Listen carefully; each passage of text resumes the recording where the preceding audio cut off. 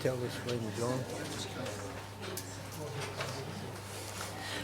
Good afternoon, everyone. I declare the meeting open. Please remain seated. Before I go any further, does anybody own a Toyota Hilux silver in colour with the registration DH255? If you do, your alarm is sounding on a regular basis. Welcome to the meeting, sir. And before we commence, there is the meeting practice note to be read out by the General Manager. Thank you, GM. This meeting is recorded and live streamed for public viewing via the internet in accordance with Council's Code of Meeting Practice, with the recording stored and made available to the public for later viewing. The recording is subject to copyright. Members of the public attending or speaking at this meeting will be recorded and publicly broadcast. By attending this meeting, you voluntarily consent to your attendance and participation being recorded. Any part of the meeting that is held in closed session will not be live streamed. Council requests that everyone present is respectful and uses appropriate language. Council does not accept liability for any defamatory, discriminatory or offensive comments that are made during the course of the meeting.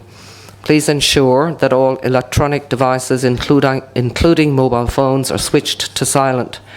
Under the Code of Meeting Practice, public recording of this meeting is prohibited without prior authorisation by Council. Council's live streaming of meetings via Facebook is designed to encourage constructive dialogue. We remind users to be digitally responsible and respect their fellow posters. We ask users to keep comments relevant and not to spam or post personal or commercially sensitive information.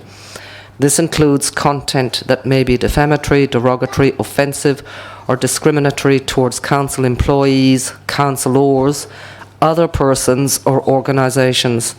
Failure to follow Facebook house rules will result in comments being deleted, and if this behaviour persists, the user will be blocked. Thank you, Madam General Manager. Now, would you all be upstanding for the commencement of the meeting, please?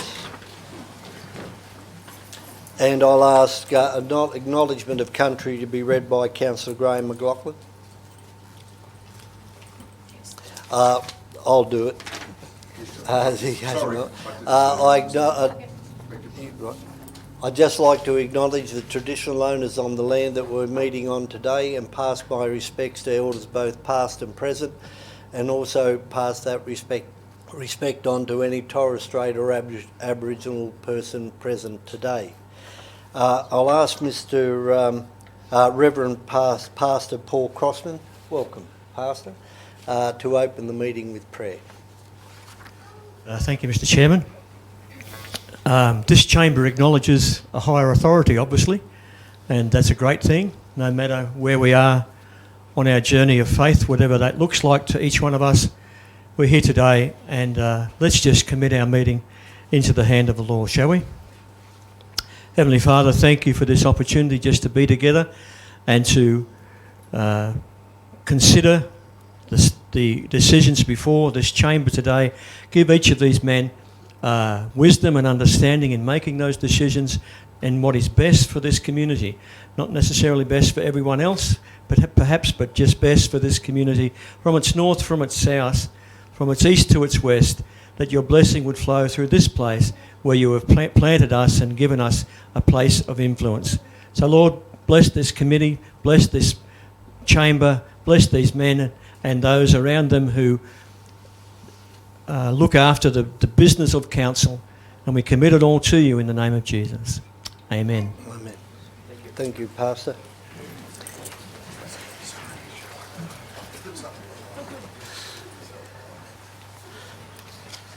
Okay, we have apologies from Councillor Gordon Markwort. That's been previously passed and adopted. So we have the adoption of the previous minutes. someone who was the President, Councillor Scandrett. A seconder on those minutes, Councillor Peter Nelson. Is there any correction to the minutes before, the previous minutes before I put them? And I put those. Just before you do, if you can, please. Councillor Turland.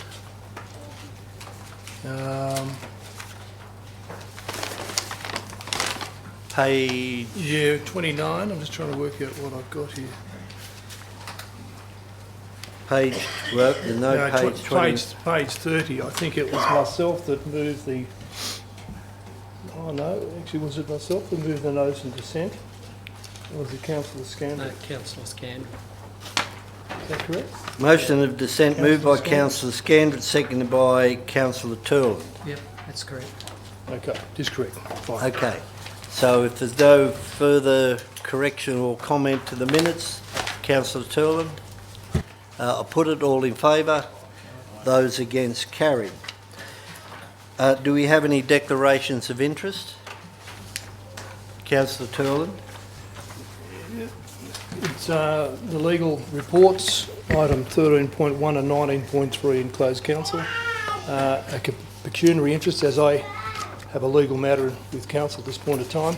If there's no questions asked by councillors in the open meeting or closed meeting, I will stay in and proceed with it. Okay. Thank you, Councillor Turland. Any other declarations of interest? Nil. We move on to mayoral minute, and I'd like to submit a mayoral minute in relation to the local government New South Wales conference, which Councillors Andrews, who just seconded, and Councillor McLaughlin attended with me, along with Deputy General Manager Mark Pepping. So it's been moved by Councillor Andrews and seconded by Councillor McLaughlin. Out of that mayoral minute, Council resolved to submit two motions. One was the effect that Council has to contribute on development applications, a series of money towards developer contributions. We submitted to the conference that is a big impost on the councils, and we'd ask the state government to review it through the Local Government Association. That was passed. The other motion that we submitted was that councils are reliant to a huge degree on grant funding from the state governments. Council believes that the amounts of money, the way they're distributed, and the input from people who don't live in the Shire determines what we do within the Shire. And we've asked that the state government review how they distribute funding and perhaps consider giving councils a block amount, so we determine the projects that we want to spend it on as a council, as opposed to the state government telling us what monies and where and when we're going to get them, because we rely so heavily on grant funding. Councillor Nelson. Yeah, thanks, Mr Mayor. Look, congratulations on that. But what caught my eye on your mayoral minute was the mayoral report that you're bringing back at the next meeting about library funding. As you'd be aware, that the Local Government Association and the Libraries Association did a campaign before the state election, and we were successful in getting the state government to increase library funding by $60 million over 4 years. The problem is that it's not indexed. So at the end of 4 years, we're not sure where it'll go. But I'm sure that your next mayoral minute will be talking about the next campaign to ensure that the library funding is indexed. Thank you very much, Councillor Nelson. And yes, the state conference recognised the contribution by the state government in increasing the amount of funding for state libraries, which on the previous year had been cut. So recognising that state libraries and local libraries are very important to local communities. Councillor Scandrett. Mr Mayor, just following up on what Councillor Nelson had to say, of course, I'd hope that we would determine a position on that, following up on the libraries matter, before the end of this term, which is September next year. Yes, there will be. The mayoral minute could have been put in today, but it has been left until next meeting. No more comments, so I put the recommendation. All in favour, please say aye. Those against, carried. We move on to the business paper now, 9.1, Seymour Park 2019. We have public forum. Thank you, Madam General Manager. Public forum, Children's Services Delivery Review. Now, this may, depending on the business paper, if it comes up prior to the 6 o'clock, we will probably move suspension of standing orders. There are staff who may wish to be present while that's being discussed. But in the meantime... Mr Mayor, sorry, if I may. Could I just ask that we just check how many people are in the gallery that are actually here for that item? I've got a feeling it's actually substantial. It's a little bit premature. Well, just as a show of... Thank you. That is not necessary. Ms Ali Bartlett will address council in favour of the option 5-year as per the recommendation. You're welcome to come up. While you are, I will take Councillor Scandrett. Do we have any members from council staff here at this stage? Thank you.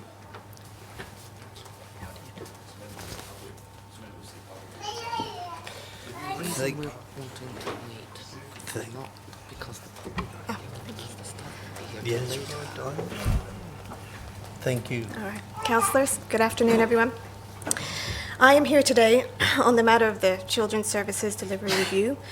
My son attended family daycare for 2 years prior to preschool, and my daughter is in her second year of family daycare, and I couldn't be happier with this service.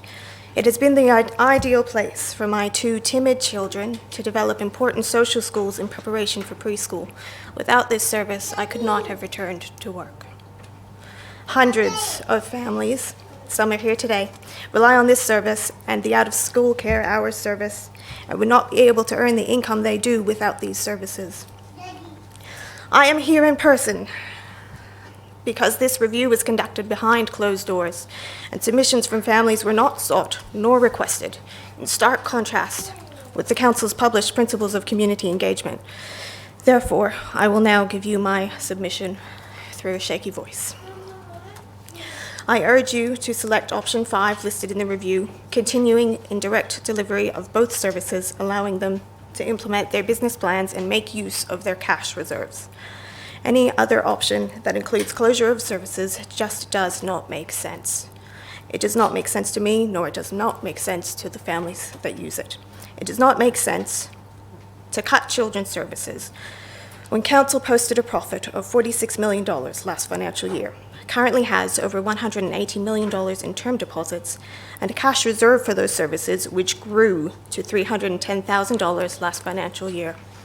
It does not make sense to charge ratepayers like myself a special rate variation of 12.5% this financial year, only to cut my essential service.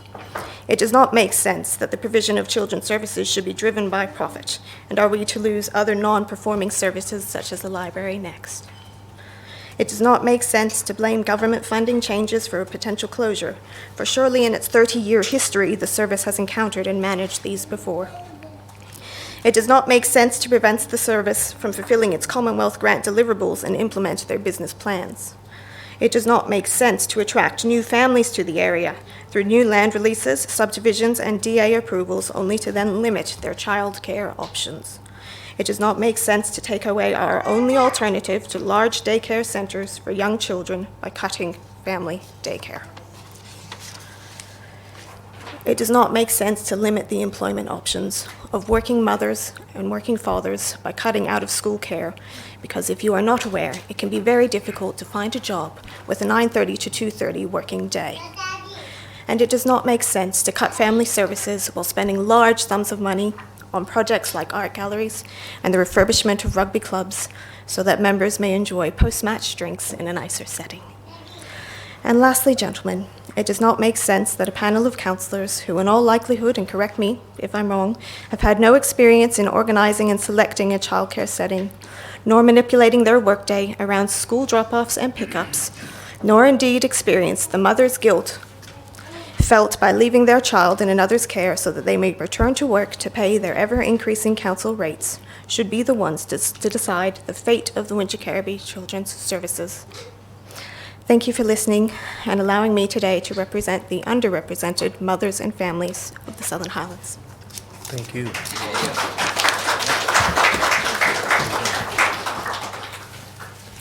And no questions. It's a public forum, so there is no questions from councillors. But in a very shaky voice, you put forward a very good argument. Okay. Now, look, we have two visitor items. Rather than bring the visitor item forward as such, I'll deal with them as that item number is presented. The first one will be, which is the second part of the agenda, is the Botanic Gardens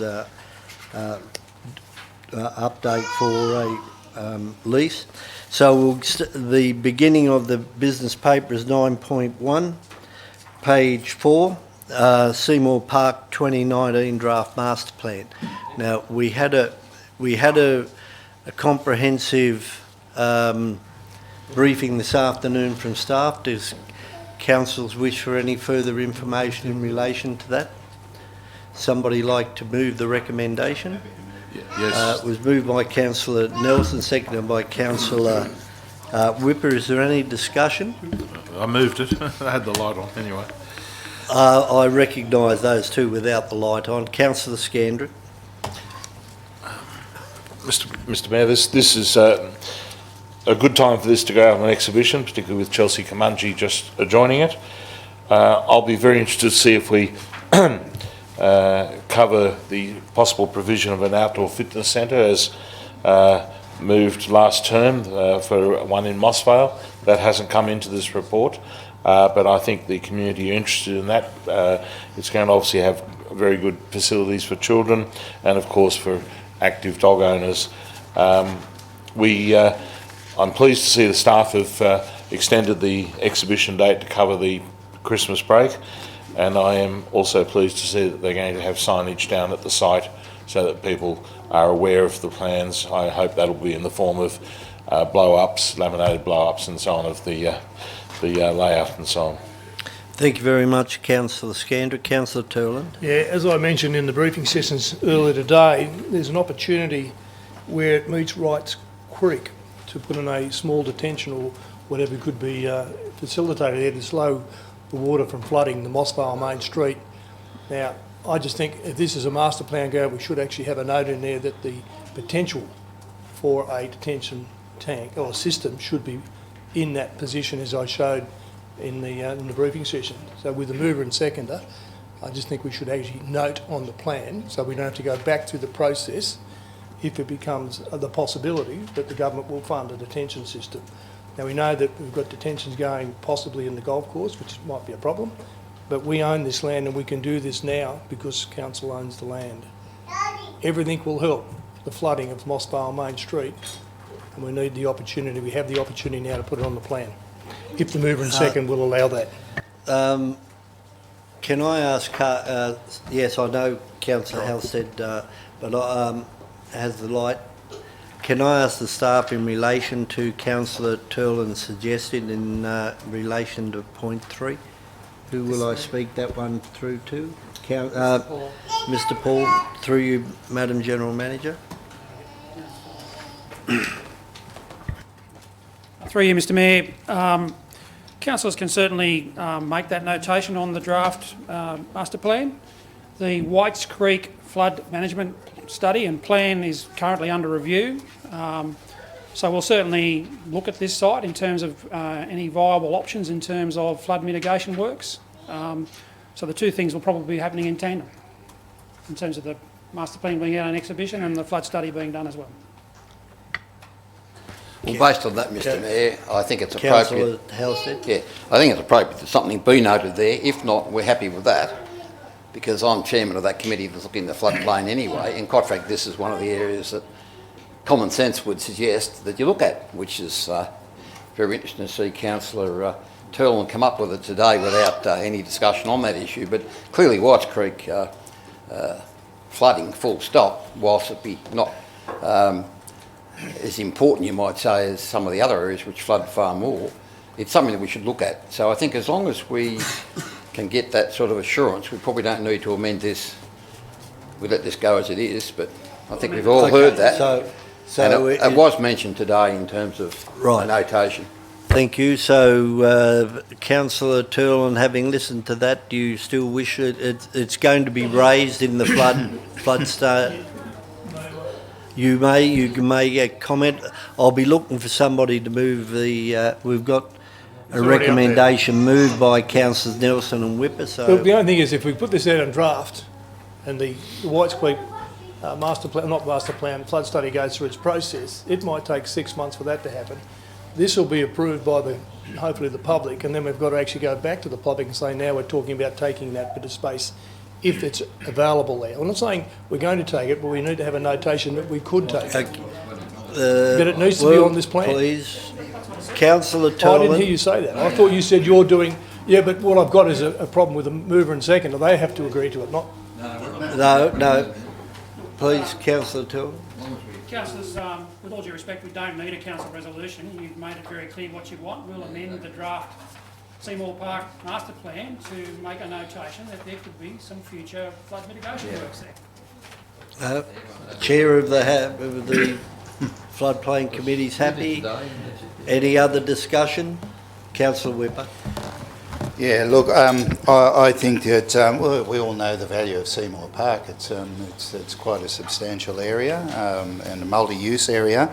So this master plan, I think, is bringing a lot more of the community together. And I think that our parks will become more and more valuable, particularly with Chelsea and Kamunji and Chelsea Gardens developing around it as well. So we all remember, how many years ago when there was a certain council wanted to flog off our parks, and the community spoke out very loudly about why we shouldn't. And I would encourage the community to take the opportunity to have a make comment on this master plan, because it is their opportunity to invest and take ownership of the park, and we're certainly prepared to listen to the will of the community in relation to this. It is a beautiful part of Moss Vale, and I agree with there's no problem in noting the potential for a detention basin on that site. We know that any further development upstream is going to have impacts further down in the CBD of Moss Vale, so I think it's only wise, and it's good to hear that the staff have taken that on board. Thank you, Councillor Whipper. Councillor Scandrett. Thank you, No, Mr. Mayor. Councillor Scandrett, you've made comment. Oh, I was just going to support that and hope that Pastor Paul can deliver a rain test. Thank you very much, Councillor Scandrett. Right of reply, Councillor Nelson. And I'll put the recommendation. All in favour? Those against? Carried. And we move on to 9.2, proposed lease update, Southern Highlands Botanic Gardens, and it's a visitor item. And Mrs. Charlotte Webb, would you like to come forward, Ms. Webb?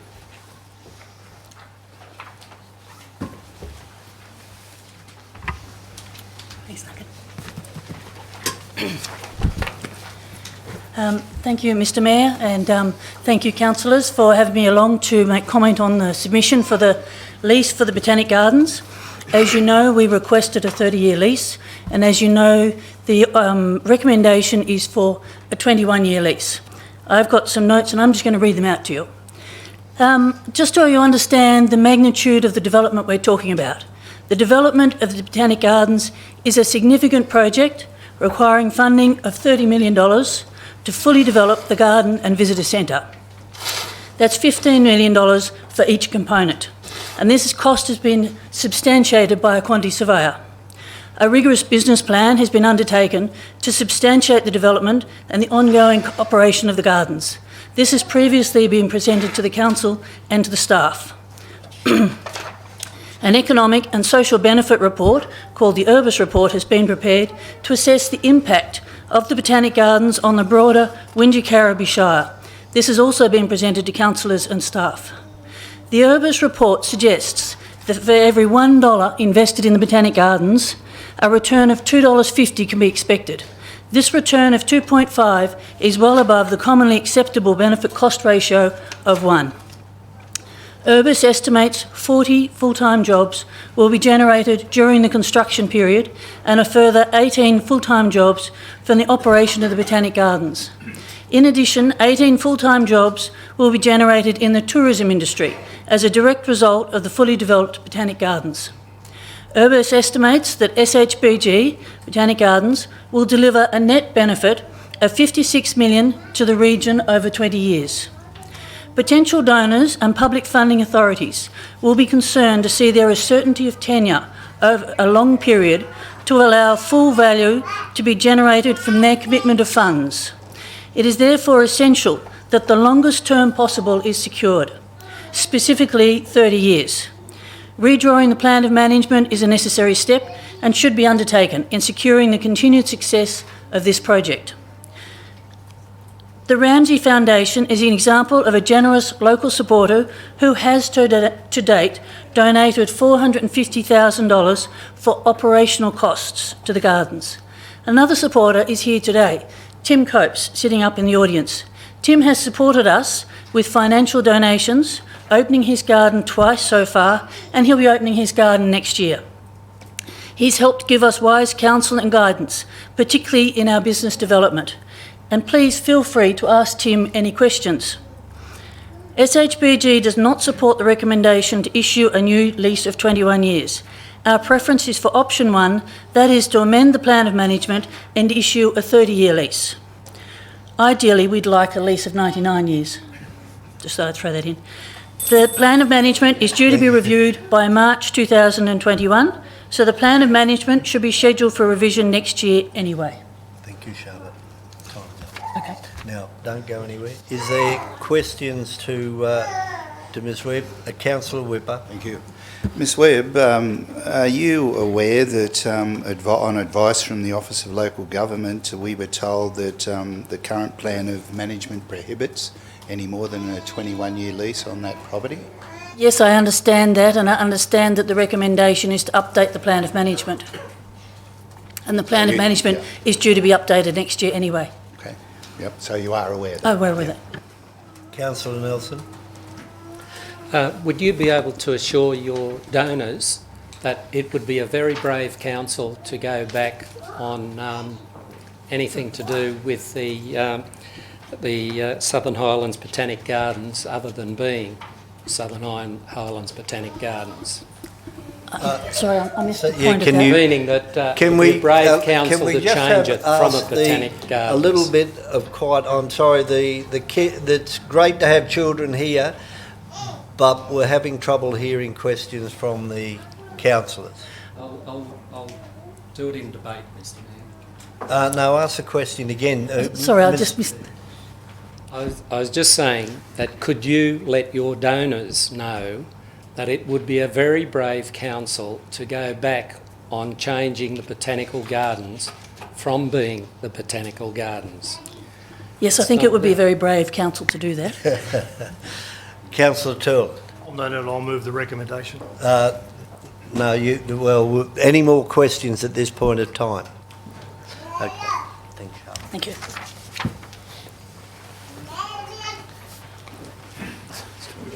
Now, Ms Webb has raised a couple of points, and is there questions now to staff in relation to the comments made by Ms Webb?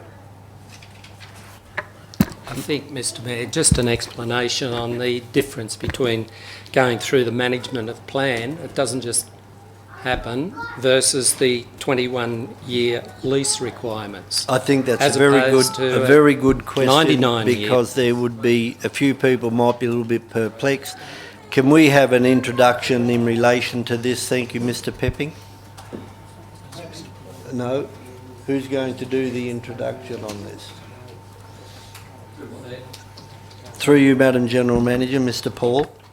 Through you, Mr Mayor. Look, in terms of reviewing the plan of management, the only comment I'll make is there is some risk in that. I mean, it goes back to the community to reconsider the actual use of that site. It may be a very low risk, but there is some risk. There is also resources required to make that happen. So if it's council's wish to go through that process, we can certainly go there. Then the matter would come back before council again to reconsider the lease, subject to that plan of management being adopted following submissions from the public. If the plan of management is amended to allow that 30-year term, then council can go down that path. Realistically, I think you're probably looking at 12 to 18 months for that to happen. It's an option. We saw this as a way tonight to give certainty for another 21 years to the Botanic Gardens. I too have had conversations with representatives of the Botanic Gardens about 21-year leases in local government. I'm almost at the end of my 40th year in local government, and I can tell you that the number of 21-year leases that I've seen terminated is 0. They get rolled over at the 21st year is normally the case. That's the practice. The Act precludes us going beyond that 21 years unless we go through a process. You've still got to get the Minister's consent as well on a 30-year lease as well, so there's that part of it as well. So for me, this is the lowest risk option. Gives them 21 years of certainty, and then in 21 years' time, we'll go around again. Thank you, Councillor McLaughlin. Yeah, my understanding, Mr Mayor, was that we initially went out for what was asked for, and it was knocked back by the Minister. I believe that might have been the case because it was outside of the realm of what is usual. I'm just wondering if that's the case, because I think all of us here wanted to do that. Is that how I remember it? Clarification through you, Madam General Manager, Mr. Paul. 23 of the report actually makes comment on that. Yeah. Look, it's a technicality. The plan of management quotes the Act verbatim, and it talks about a 21-year lease. You're allowed to issue a 30-year lease with the Minister's concurrence. The reality is our plan of management quotes the Act, and the Office of Local Government have, I guess on a technicality, indicated that the Minister can't approve the 30 years. Thank you. So Councillor Turland is moving it, seconded by Councillor Scandrett. Discussion? No discussion? Councillor Nelson? Yeah, look, as Mr Paul said, that's the way that we have to go. 21-year lease, and in 21 years it'll be rolled over again. To go down the plan of management, it does take up staff resources, and it's lengthy, and it has to come back and be adopted by council. So this is the best option to do, and the donors to the Botanic Gardens need to be assured that council is right behind the Botanic Gardens. And this will give it a surety of 21 years. So all we're doing is moving on and upwards with this really good project run by really good people. Thank you, Councillor Nelson. Councillor Turl. I'll do a right of reply. So Okay, well, I'll Mr Councillor Mayor, McLaughlin. if this lease goes forward today, and I think the Botanical Garden's been operating at least 5 years, so another 21 years gives them, I imagine, 26 years. So it's only 4 years less than what they've asked for, without all the hassle of going to the Minister and maybe doing another plan of management. So, I think this is a good compromise. And as we've heard from other councillors, there's no way council wants to take this back over. And 21-year leases, as we've heard from Mr Paul, just get rolled over. So I think they can be assured that this council or the following wouldn't want to take over a project like this or take it back off them. So I think they should be assured on that ground. Thank you. Thank you. And Councillor Scandrett? I'm very mindful of what the Botanical Gardens people want here, and it's also a bit past the operational side of things. It's also about how they generate their long-term funding. So if there was a way that we could strengthen this in a way that would accommodate their wishes, I would certainly put that forward. It was only last meeting we gave a 99-year lease to the Aboriginal Community Cultural Centre in Mittagong to the Aboriginal Land Council for the Illawarra. That, of course, was operational land, not community land, which this is. And I'd be reluctant to weaken the position of this land by making it operational land, because then it can always be sold. So that I don't want to go down that path. But I wonder, Mr Mayor, if there's a way of us giving a undertaking or offering an option which gives them not less than, there's not, Mr Paul. So even an assurance that an option would be, but I'm looking just for a solution way through, because I get where they're coming from. Because the longer that lease, the stronger their case, business case elsewhere. Anyway, I'm supporting the current thing to give them that certainty. I note what you're saying, Councillor McLaughlin. They have effectively had 25 years, but that's not where they're looking. They're looking forward, and they want to say, we've got this. But look, that can always, if there's a way forward, we can always bring it back. Thank you, Councillor Scanner. Not sure where you were going with all that, but nearly... look, I'll support the recommendation. I say this to and support what Councillor Nelson has said. The committee is extremely capable. It has a very strong executive team and has been driven hugely by Ms Charlotte Webb and her husband Chris. I'll just take a point that Mr Paul raised, and with any funding that is put in, the terms of the lease are really bound by the length we can do it without changing the plan of management. And it only takes one person, if we go out on public exhibition with that plan of management, to object, and it then becomes a minister decision. We have a case in Bundanoon right this very moment where we are looking to try and give the Highlands Carriage Club a leasing agreement, and there were two objectors. It's taken away from council now and it's put into the hands of the minister. This council does not want that to happen in this case.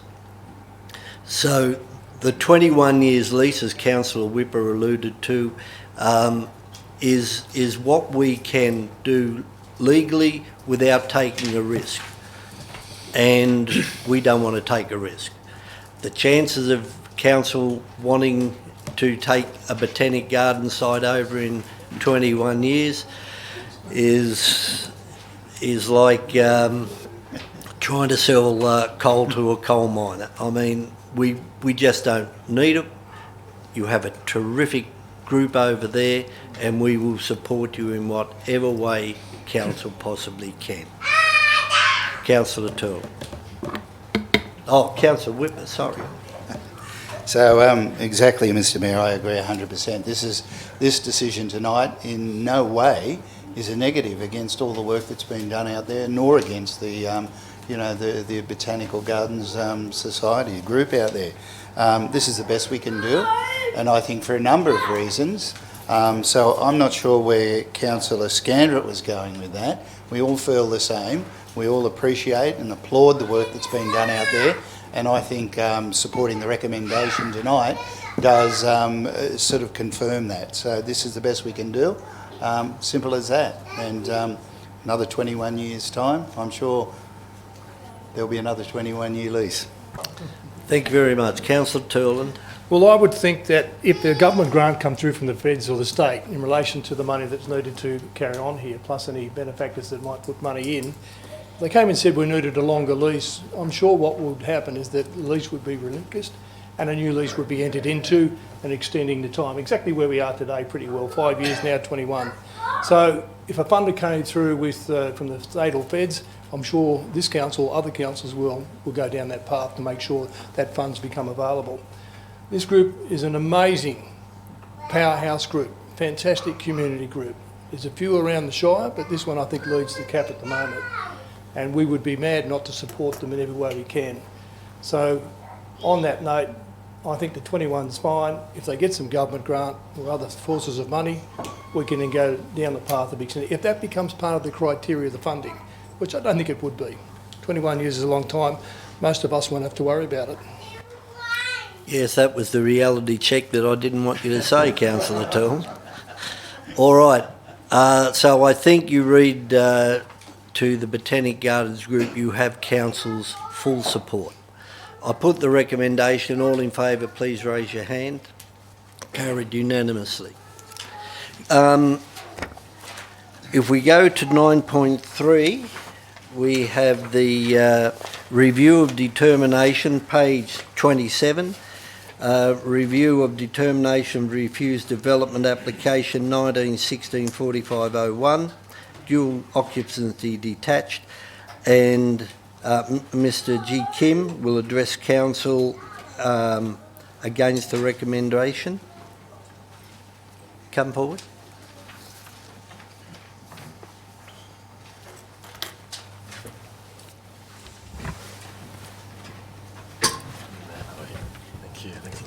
You know the rules, 3 minutes. Yes, I do. Yes.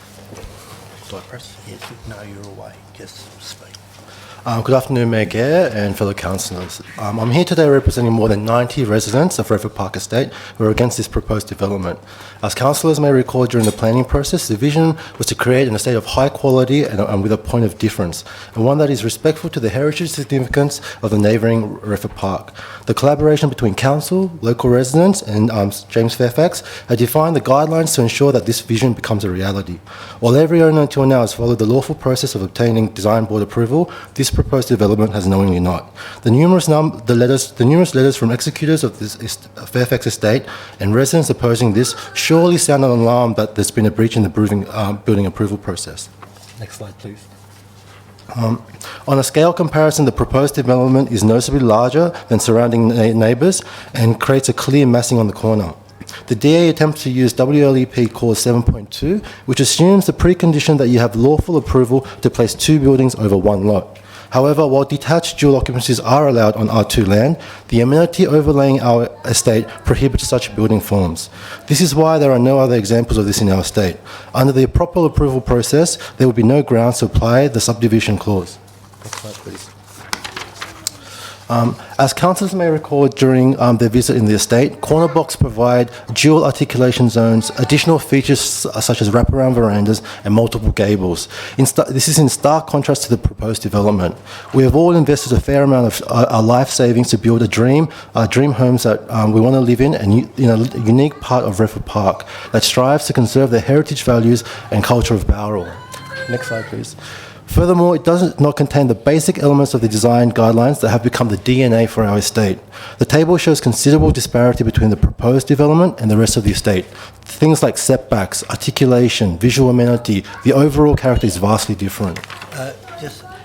Excuse me, can I ask the mother or the parents of the children just to try and just quieten them down, or you can take them out and sit in the foyer, please.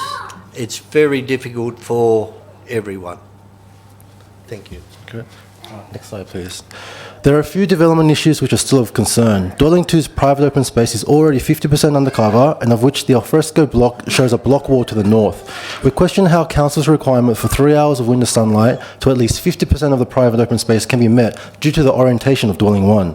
The location and design of the alfresco on the corner of the lot is contrary to the character of all the other corner lots and creates noise and privacy issue and concerns for residents. Should this DA be, next slide, please. Should this DA be approved, the precedent will be set for the 14 remaining corner lots to be subdivided. The 90-plus residents opposing this development are seriously concerned for the resulting loss of privacy, increased traffic, noise, and significant change to the character and heritage style of our estate. We have chosen to call Redford Park our home because we are hoping to build something that will be unique, long-lasting legacy for the future generations of Bowral. We ask for your continued support and ask that you vote for the refusal of this application so that the original vision of Redford Park Estate can become a reality. Thank you for your time.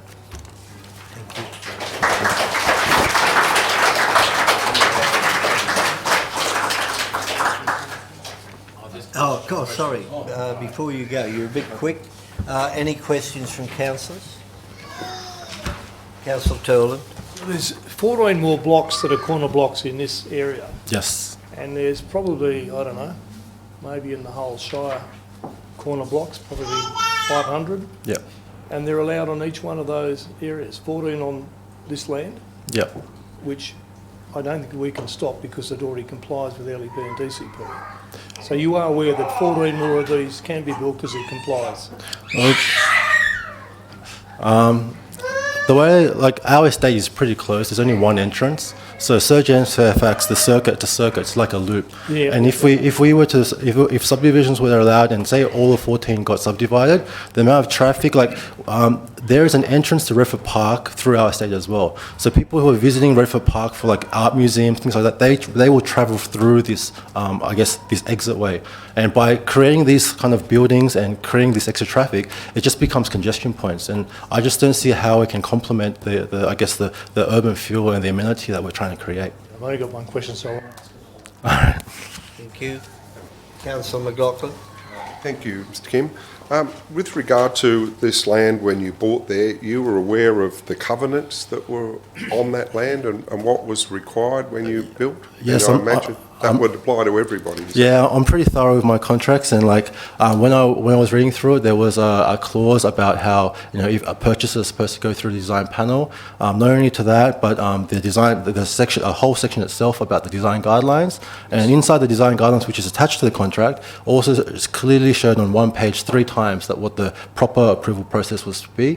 In writing, in diagrams, it was clear. And my solicitor at the time that was I was dealing with the contract advised me that there would be increased costs, and we've all increased costs to build something. Like if we just took, I'm pretty sure when you guys, I guess, designed for this estate, the general barrel DCP probably wasn't enough to, you know, to showcase what Redford Park would be. So that's why it's under my belief that we were asked to contribute and put our life savings in to help build this for Bowral as well. Also mentioning no subdivision of Yes. the blocks. Is that correct? Oh no, there was no. Our design guidelines specifically state there is no, we do not allow that type of building form in our Oh, estate. everyone would have known that. Oh, everyone knows. That's why we've got all this support at the moment. Yeah.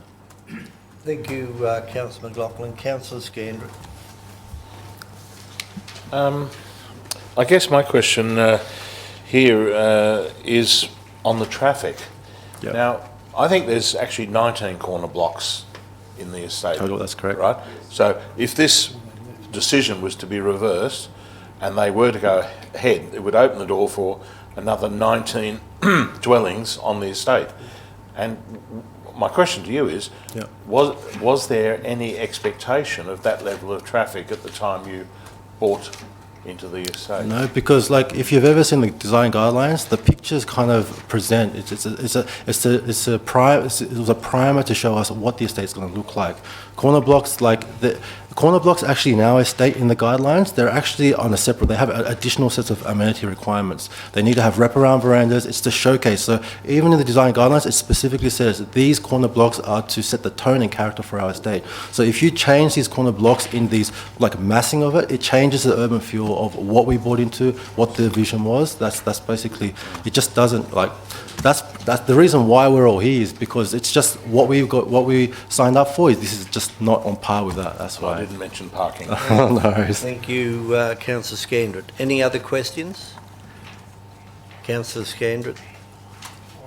Thank you, Mr. King. Cheers. Thanks for having me. Thank you. Now, before I ask Mr.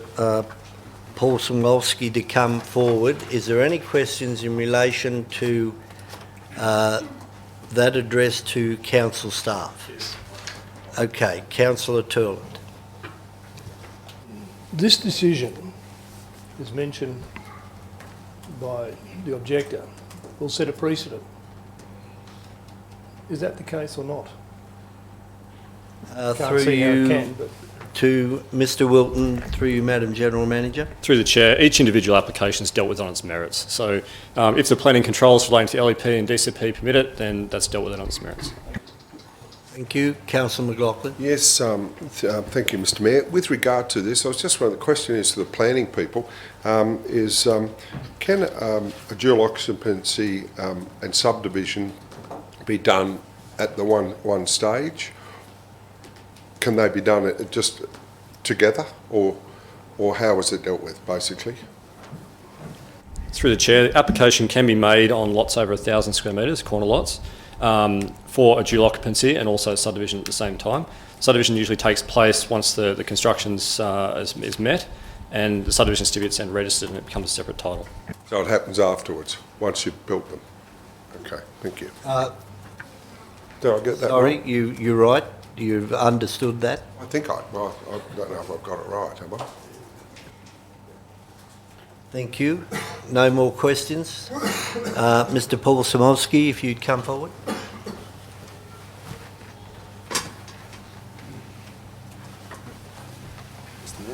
Thank you.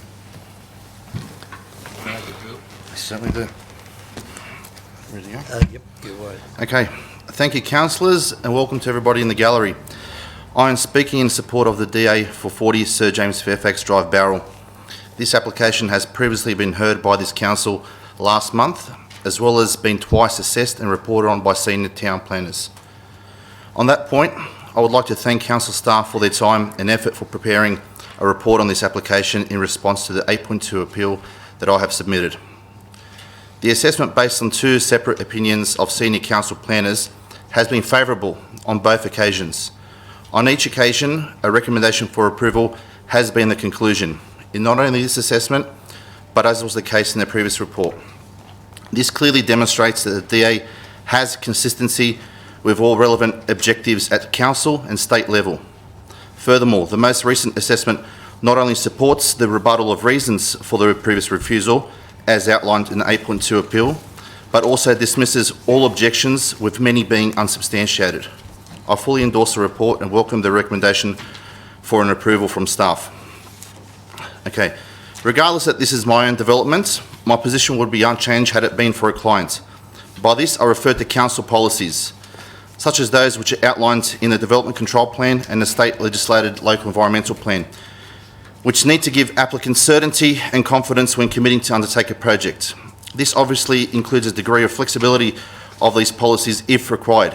However, in this proposal, no variations were required. It is therefore incumbent of applicants to adhere to controls or planning instruments with a reasonable expectation of seeking a subsequent approval as a result. Otherwise, we may as well have policy on the run. In fact, there are members of the public here today, as well as councillors, that have been beneficiaries of similar policies in their own pursuits, including dual occupancy developments. You cannot have a situation where the integrity of local and state policy is undermined simply because some individuals don't like a proposal or it's not in accordance with their expectations as outlined in the most recent report. I note that council is the authority in the establishment of controls and parameters for applicants to work with, not third parties. By that I mean objectors or even unenforceable private estate guidelines, which do not override council policies or the planning instrument. The subject property is within the locality of Bowral, hence the Bowral DCP applies. And since Bowral is within the Wingecarribee Shire, the state planning instrument prevails above all else. To conclude, in the unfortunate event of a subsequent refusal today, it will create a situation that unfairly forces senior council staff that have supported the proposal in two previous reports being compelled to go against it if it goes to a Class 1 proceeding. I ask the question, how would staff be expected to deal with such a scenario? On that note, it is kindly requested that the DA be approved as submitted and as recommended in the report prepared for this council meeting. Thank you, councillors, and I invite any questions. Thank you. Thank you. And questions to Mr Samowski? Thank you. Councillor McLaughlin. Thank you. I was wondering, Mr Finosky, if you could, if this got passed today, sure. You appreciate there was a covenant. It's not a council covenant, but you could be challenged in the Land and Environment Court by the developer. Yeah, I understand that. I've sought advice on that particular issue from my town planning consultant and my planning lawyer, which have both gone through the 88B instrument comprehensively, which relate to this property, and the advice received is that there is no requirement whatsoever for a pre-approval prior to lodgement with council, nor is there a registration registered on the certificate of title requiring an estate approval. Even if there was, as case law precedent in the matter of Harrington versus Greenwood Grove Estate, it was tested that private estate guidelines have no effect and are unenforceable, making private contractual agreements null and void. This is further outlined in the LEP, as mentioned in the 8.2 appeal under clause 1.9a. As we know, the LEP prevails over any other policy in the hierarchy. Thank you. Yep. Question? Councillor Turley. You've got two-bedroom houses. 2 units, yep. Units, so two-bedroom. Yep. So the issue about parking, and you've got 2 garages, so in theory, what I'm trying to get at is that in theory there'd be 2 cars. Hypothetically, one car yeah. for each of the... Yeah, both dwellings incorporate off-street parking, which meets the requirements of 2 vehicles off-street in the form of a double garage plus stacked parking arrangement in front. Get that. What I'm getting at is the numbers of cars Yep. that can be parked on this corner block compared to a house right next door that could be a 5-bedroom. Mm-hmm. You would still have younger kids with cars, plus mum and dad. Of course, yeah. And everybody else with it would be about Yep. the same sort of car load. That's what I'm trying to get Correct. at from the traffic study. That's Yeah, that's been mentioned in the actual reporting from council, that the increased traffic volume will not be beyond what would be reasonably expected in the normal residential scenario. Yeah. Thank you. I move a recommendation. No. I'm happy to move a recommendation if no one's got any questions. Okay, no more questions, then thank you very much. Thank you, Mr. Mayor. No other questions? Thank you. Now, is there any questions that councillors wish to ask staff in relation to this? Question to staff? No. No? Okay, then light off. Councillor Turland had his first, and then Councillor Nelson. Then I'll come back to you. Regional Art Gallery has no entrance through this particular. Just wanted to clarify that point. It was made a statement. It's not the case. We know it, but I just wanted to make sure it was clear. Thank you. Councillor Nelson. Yes, I did, at our information session, I did ask if council actually made the mistake of allowing 1,070 metres squared corner blocks to be permitted. So I'll just ask that question again. Does council have any control over the block sizes of a subdivision? Thank you, Councillor Nelson. Through you, Madam General Manager, Mr Wilton. Through the chair, at the subdivision stage, there's a minimum lot size that sits over these sites. Obviously, the developer of the subdivision has complied with those minimum lot sizes. In creation of 1,000 square metres on the corner lots, obviously that enables, through the LEP under clause 7.2, enables an applicant to come along and lodge an application and seek approval for a dual occupancy with a subdivision on those lots. If councillors were of a view to remove that requirement, it would be right across the Shire, and that'd be something that would be considered as part of our residential housing strategy, which would be considered on the 11th of December this year. Happy with that, Councillor Nelson? Probably just an explanation about the housing strategy. It's underway at the moment. Okay, explanation about the housing strategy underway at the moment. Seeking community input. Through the chair, we've got a draft residential housing strategy that will be presented to the meeting next month on 11th of December. That'll set out a future residential growth within the Shire. It'll also discuss various sites for future growth. Thank you, Mr Wilton. Councillor Scandrett. Mr Mayor, I'm just going to flag that if this motion fails, I'll be moving a motion. Okay, well, we don't have... No, you can't flag anything because we don't have a recommendation at this stage. My question is, were I to do so, would the following reasons, this is of the staff, be appropriate? Insufficient daylight, loss of parking, traffic increase, parking issues, noise, bulk and scale, not in the public interest and inconsistent with Councillor the aims. Scandrett, I will not allow that question to be answered by staff. We do not have a motion. You can't ask questions to a motion that doesn't exist. Councillor Scandrett, you know the rules. Councillor Andrews. Thank you. You can't foreshadow anything. We have not got a mover and a seconder. He hasn't got a seconder. Excuse me, I haven't asked that. Councillor Andrews. Thank you. Thank you, Mr Mayor. Forgive me, I asked this question, very simple question. Yes. The last time we met on this matter, and I'll ask again, is through Madam GM and the staff, this application is compliant in all ways, satisfies all the LEPDs, everything's good about it, correct? Through you, Madam General Manager, Mr Wilton. Through the Chair, that is correct. The development proposal has been assessed and it's been compliant with Council's LEP and DCP control. Thank you. Okay, so the answer is it complies. Moving, Councillor McLaughlin, you have indicated you were moving what? A recommendation that this be refused, Mr Mayor. So you are not moving the recommendation. I'm moving a recommendation. So that is the reason. Thank you. That is the reason that. Been seconded. All right. So you wait until the cards fall. Mr So Mayor, you're moving. You have a second. I have a seconder, Councillor Whipper. Councillor Thank you, Whipper. Councillor Whipper. Mr Mayor, I think we had a very comprehensive, even though he had to speak very quickly to get all his points across, I thought he did a fantastic job. Well done. And to the community out there that bought land out there, and as he said, this was a point of difference. This is a point of difference that was put in with an 88B instrument. Now, I'm going to stop you there. You've said that the be refused. Now, before I'll let you go on, and you introduced it, please put up on the board the reasons for refusal. Okay. You want all the reasons? It has to. Well, I could say. Otherwise, yeah, it is. Oh, yeah. There is no Oh, rebuttal. Okay.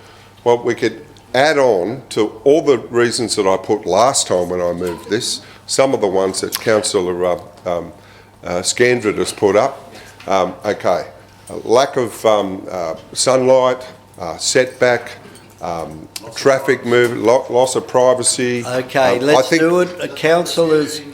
Yes. Councillors, can I suggest that when you are going to move a motion of refusal, you have it written out so we know what were the reasons for refusal. So I don't think sunlight can be a genuine, Okay, well, okay, out of character with the area. I mean, all the things I put up last time, I can put them up again, it's no problem. Be refused for the reasons below, which are not in keeping with the area. Right, one. Wait until that goes up. Okay. Okay, so We've got bulk and scale, out of character with the area, not in the public interest, consistent with the aims and the objection design panel. Well, there's 4. Do we need to put any more? Well, that's up to you. You're moving it. Okay. I'm just asking that you increased get your traffic congestion. Increased. But make sure your reasons are plausible and realistic, please. Well, I think we heard very clearly from the objectors how the rest of those people felt about this. I don't think you can put the word congestion, maybe increased traffic flow. I don't think there's going to be... increased traffic flow. We know there's only one way in and one way out. It would be increased traffic flow, which is inconsistent with the amenity, would be inconsistent with the amenity of the area, And the would plan. be a suggestion. Yeah, okay. I'd say, what about we put something in about setting a precedent with regard to the other 14 corner blocks that could be possibly subdivided? Do we want to see that, councillors? 18 corner blocks, whatever there are. Just say corner blocks to be set a precedent with all corner blocks in the Fairfax estate. All right. You had enough? Can I speak to that now? You can speak whenever you want, but the main thing is that you have now Okay. got a something to speak to. Okay. Thank you, Mr Mayor, with regard to that. Mr Mayor, I heard you on the radio when this came up last time and you said this is a bit of a loophole, and it is. I actually own a corner block and I've got 2 properties on it. Now, I bought it a long, long time ago, before the DCP or the LEP was changed, right? So it's a windfall. I haven't gone out to cherry pick corner blocks. That's what will happen. That's what will happen on this estate. And yet, what does it say to those people in good faith that put up their money to buy in a prestige estate that was going to be a point of difference in the Shire? What does it say to those people? Oh, don't worry about it. As we've heard, it doesn't carry any water. It doesn't mean anything. So even though you've gone to the trouble of putting up your money, gone to the planning, all those things you've gone through, they mean nothing. Because what's going to overrule it? Our LEP.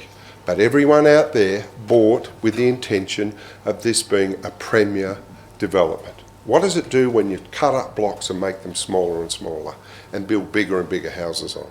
Devalues the whole. We heard about what was set up for verandas, and the whole intention of corner blocks was to enhance this development, not degrade it into slicing it up into smaller pieces. So even though it does fit our LEP, it does fit the whole intention of this, and the rightful thing to do tonight, Mr Mayor, is to refuse this, because these people here have come here to see us do the right thing by them. That's how I see it. Not someone who can see, oh, a loophole, oh, DCP says I can do this, the LEP says I can do this. Great, windfall for me.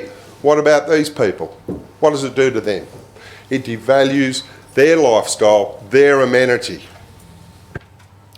Thank you, Councillor McLaughlin. Councillor Nelson. Mr Mayor, look, I just...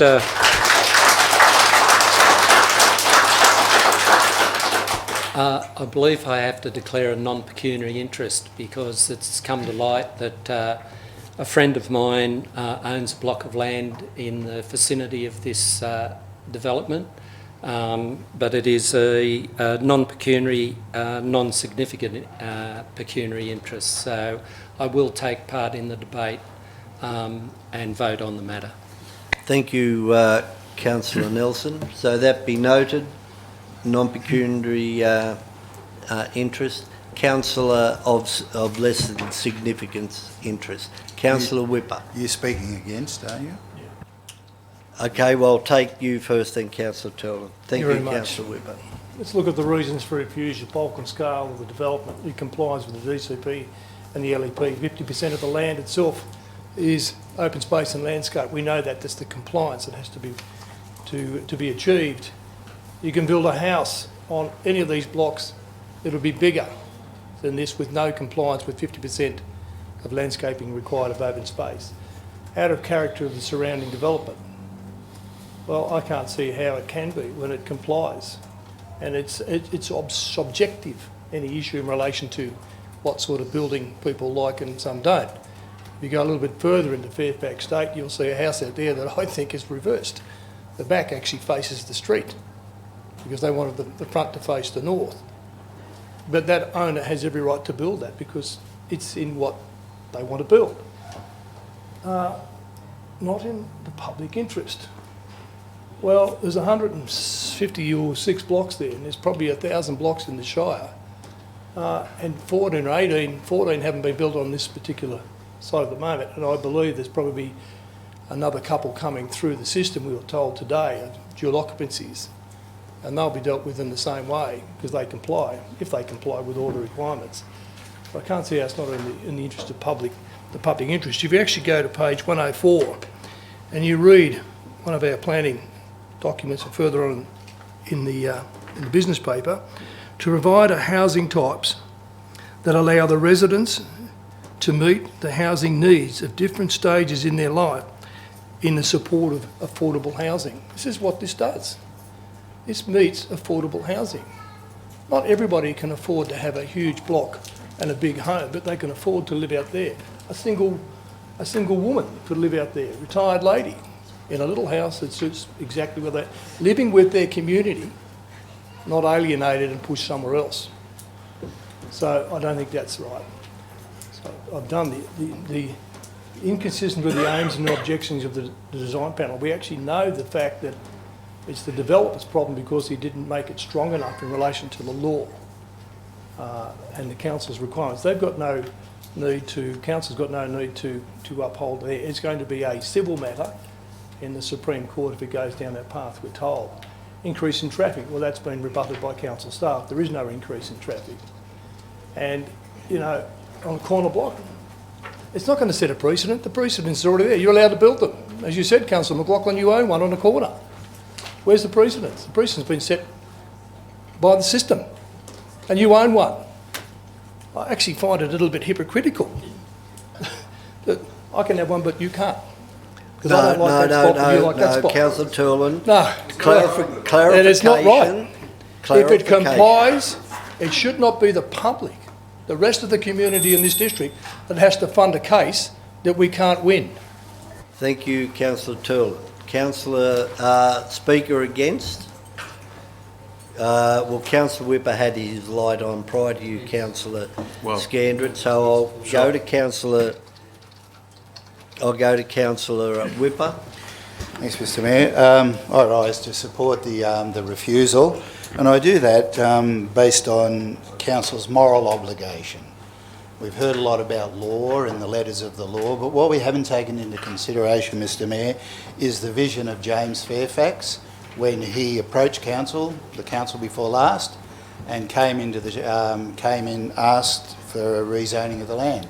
Now, we thought long and hard about that, and over a long period of negotiation and interaction, we decided to do that. And there was a certain vision that James Fairfax held for that estate. And I think council supported that very definitely. There were a few of us that had the opportunity to talk to James Fairfax along the way, so we know exactly what his vision was for that estate. And I think it's very dangerous to start to carve subdivisions like this up, because it is very unique. It's certainly in a heritage precinct. Retford Park, which was the estate that was bequeathed to the state by James Fairfax, was one of the things that he was true to his word about. He came here, I was one of those councillors that was a little bit sceptical and said, well, what's in it for the community? And what was in it for the community was the bequest of that homestead and that estate, which now provides an opportunity for a regional gallery, which again is in light of being a place for the people. This was all James's dream. Now, for us to sit here and hang on the letter of the law and say, oh, you know, I can wiggle it this way, I can wiggle it that way, get around what the spirit of this bequest was and the agreement that council made, I don't think it's in the spirit that, that the previous council adopted to actually approve the estate. I have no doubt that this will change the character and the amenity of that area, and I think that it will come back to haunt us in the longer term. Now, people bought into that estate, Mr Mayor and councillors, with a clear vision of what was in the mind of the developers by way of a covenant. Now, if that's challenged, so be it, but let it be in the courts. I think, as I said, councillors, we do have a moral obligation. I was clear in my mind what that estate was going to be, and regrettably, I think if we start carving it up now, it's going to be a bit of a slur on, you know, what we approved for that development in the area. This is quite a unique area, as I said, it's in a heritage precinct. Retford Park, for those that haven't had the opportunity to go out there, is quite special, and I think that that development reflects the status and you know, the importance of Retford Park itself.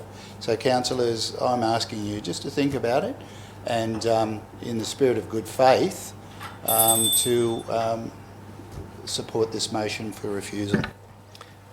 Thank you, Councillor Whipper.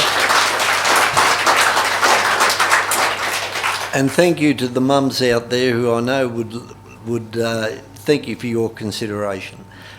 Councillor Who's You speaking wanted someone for? speaking Councillor against, it would Andrews be- is speaking for? You're against the motion? I was the same as Councillor Whipper. No, but I'm taking somebody who's speaking against the motion, and that's Councillor Andrews. Thank you, Mr Mayor. I haven't wavered on this. We, in my opinion, have an obligation to support all adopted policies of council, including the LEP and the DCPs. This application, once again, in all avenues and all aspects, complies. It is not a precedent. We've just heard Mr Wilton just recently, guarantee that all, and we believe it's true, and that's the way it is. All DAs are assessed individually and on merit, as all of them would be. Mr Samolsky has done everything correct. He has a right to go forward with this development. Thank you. I oppose the recommendation. Thank you, Councillor Andrews. Councillor Scandron. So just to be very clear, Mr Mayor, I don't support this 4.55. I am opposing it. And that's why I asked that question before. And well, this is what it is. It's a review. Anyway, the point is, Mr Mayor, there are a number of things there. And Councillor Whipper was actually quite precise. A number of us did know James Fairfax.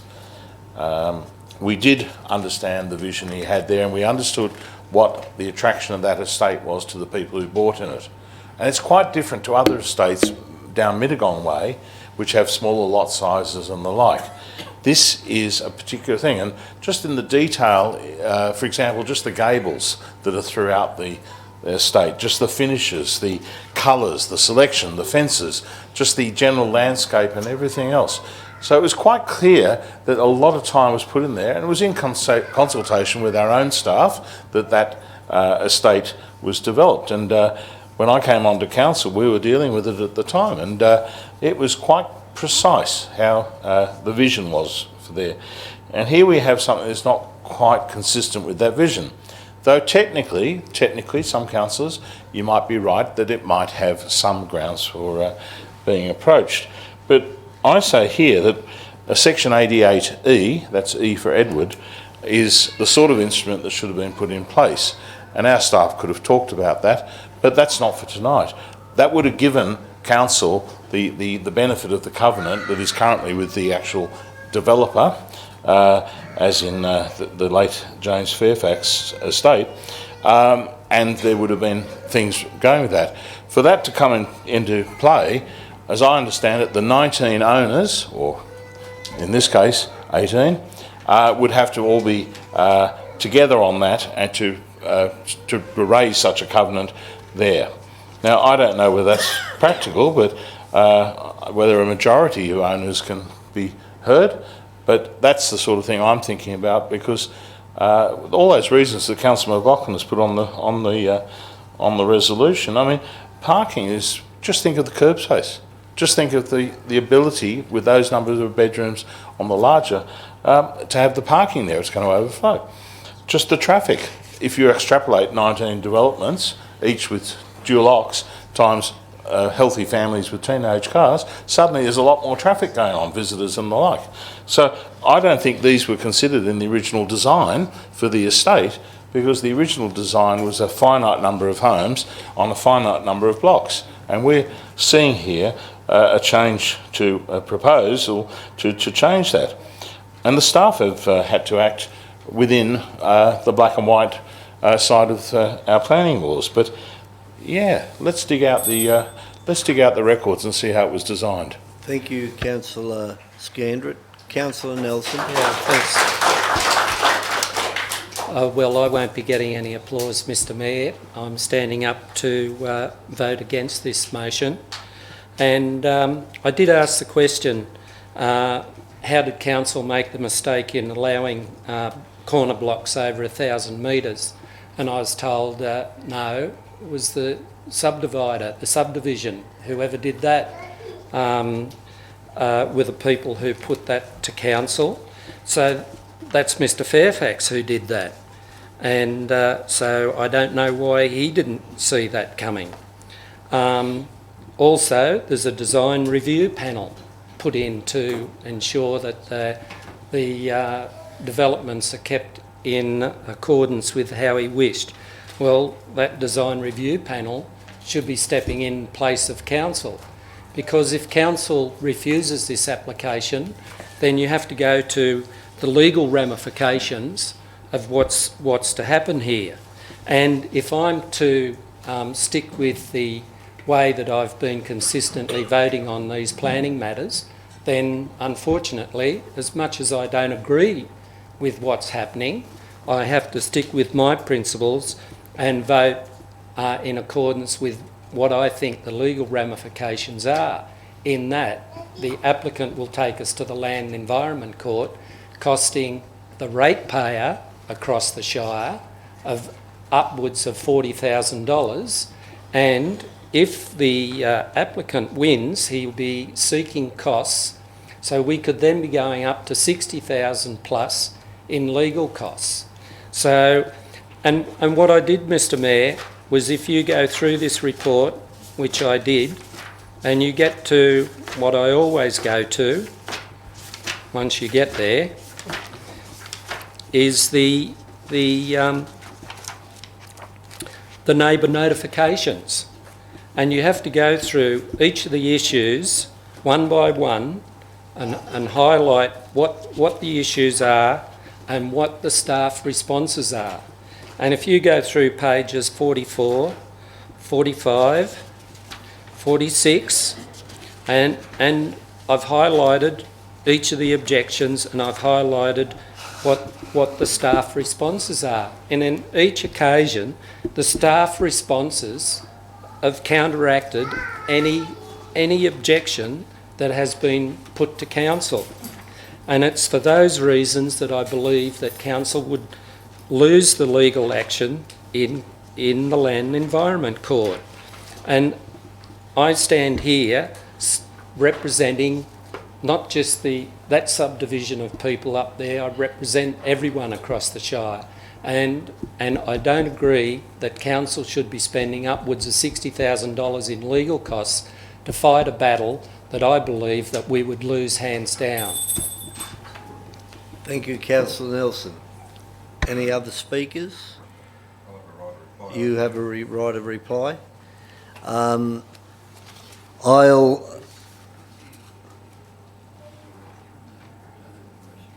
I'll take my right of comment.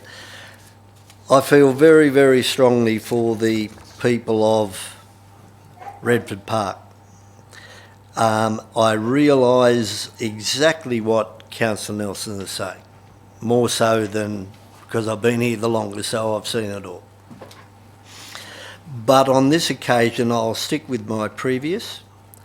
And I take your point, Councillor Nelson, very, very much to heart.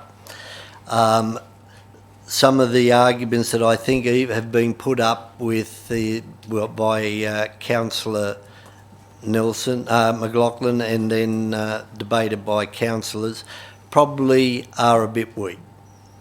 And I will admit that, but they are, to a degree, defendable. But it is Councillor Whipper did make the point, and that is what people bought into, as did Councillor Scandrett and McLaughlin. And they bought in thinking that they were buying a block that was especially corner blocks, and they weren't going to be dual occupancy or subdivided. And I don't think that's the intent.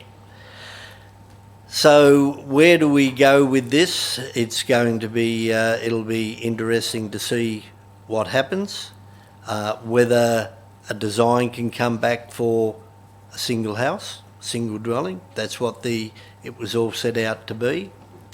And it will all be approved without even coming to council. But where there is a break in policy, and council staff have to follow policy. So there is no inference to council staff that they have done anything wrong, because that's the policy of council. Council has varying that policy by bringing it and having a debate. and that is why it's before council to vary the policy, and that is to refuse. So I'm going to support that. Your right of reply. Thank you, Mr Mayor. And Councillor Nelson, I do take very much on what you say, and usually I'm a stickler, as you know, for the LEP. You know, the LEP overrides everything, and I agree entirely what you say. But in this particular case, I think, as Councillor Whipper said, we have a moral duty to, and the weakness of this was probably Mr Fairfax not getting probably the best information to get it there. He wasn't a planner. He relied on... Through the chair, please. Sorry, through you, Mr Mayor. Alan Robinson, who came to this chamber many times when this subdivision was going through, and he spoke to us. He convinced us that this would be one of the best developments. It would be something that we could all be proud of. These people have spent their money buying something that would stand up going forward. Their investment in this was not to see it degraded. And even though, Mr Mayor, I believe that the LEP is the one, and we might be right. You know, the developer might take us to court, we might lose. But sometimes, as Councillor Whipper often says, sometimes we've got to stand on our principle.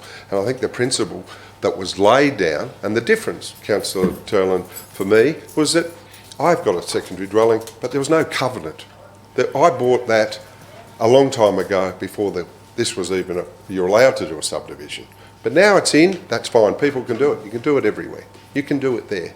But someone put in a covenant that was a bit weak. And it's left to us. We are the planning authority. Now, to do the moral thing, as Councillor Whipper has said, is to support what James Fairfax wanted to see. If it costs us a bit of money, maybe it will. Maybe the developer will decide he can do better than wasting money in the Land Environment Court. He could just come back with a single house. It would get approved. I'm sure this community would appreciate that. That's up to him. But I think for us tonight is to think about our moral responsibility of what was envisaged here. Okay, the syntax weren't tied down tight enough. An 88B, Councillor Scandridge says, should have been an 88E. We missed it. They missed it, Mr Fairfax missed it. These people missed it. But someone thought, hang on, here's an opportunity, I'm going to hit them. And that's what they've done. And you can't get away from it. I've got you. I've got you. Well, I'm sorry. I think sometimes you stand up for the little people, and those people that find the loopholes, not really a loophole because it's there, but I think, Mr Mayor, we don't support this and we see what comes back. Maybe we get a better solution. Thank you. Clarification. No clarification. No, the right of reply has been taken. You can't ask for clarification after the right of reply. It could have been done as... The clarification what Councillor McLaughlin has stated. There is no covenant on... No, there is no clarification. I put the motion. All in favour of the motion, please raise your hand. Councillors Scandrett, Whipper, Halstead, McLaughlin and Gare, I declare... those against? Councillors Andrew, Nelson and Turland, I declare the motion carried. We move now to...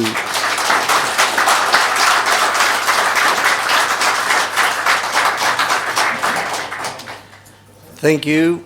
We move to page 74, 11.1, Operations, Finance and Risk.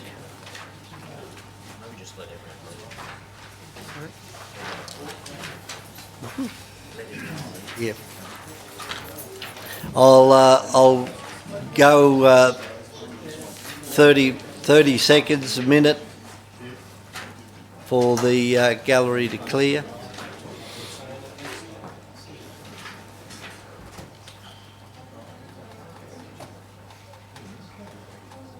Keep your children out of the chamber.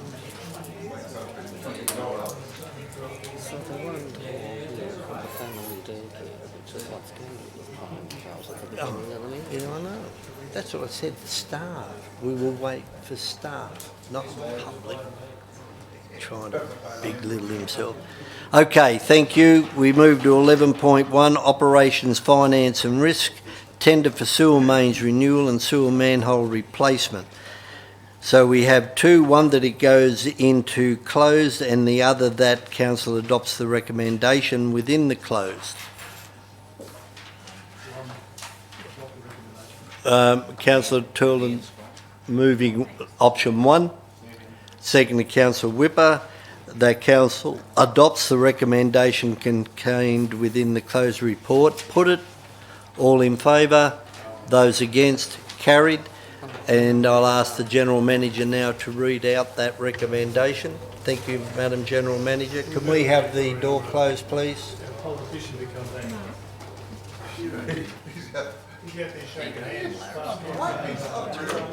Can we close the door, please?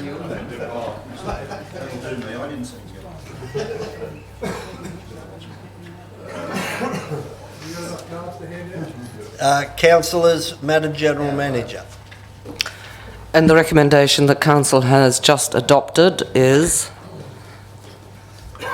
that Council accepts the tender from Carve Earthworks and Construction Pty Limited at $4,042,818 GST inclusive to undertake sewer mains renewal and sewer manhole replacement for an initial contract period of 2 years, and 2, that Council accepts the tender from Carve Earthworks and Construction Pty Limited for a schedule of rates to undertake sewer main renewal and sewer manhole replacement for a further period of 2 times 1 year extensions pending contractor performance, thereby bringing the total contract term with all extension to 4 years. Thank you, Madam General Manager. We now move to page 80, 11.2, Investments Report of 2 October 2019. Move Councillor Turlin, seconded Councillor Nelson. Is there any discussion? Yes. Councillor Turlin. Look, I noticed the 4-tier banks. We've got the NAB, CBA and Westpac. We don't actually have the ANZ in there, and I imagine they're a Tier 1 bank. Is that correct? Is the ANZ a Tier 1 bank? Through you, Mr Mooney, Madam General Manager. So they're one of the 4 banks. We don't have anything invested in the ANZ at the moment. I'm going to add to the second part of this motion that we remove our money from Westpac from the last...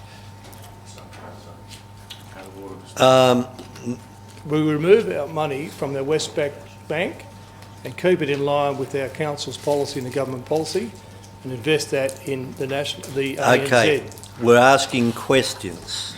I've just asked a question. Well, I thought there was more than that in it.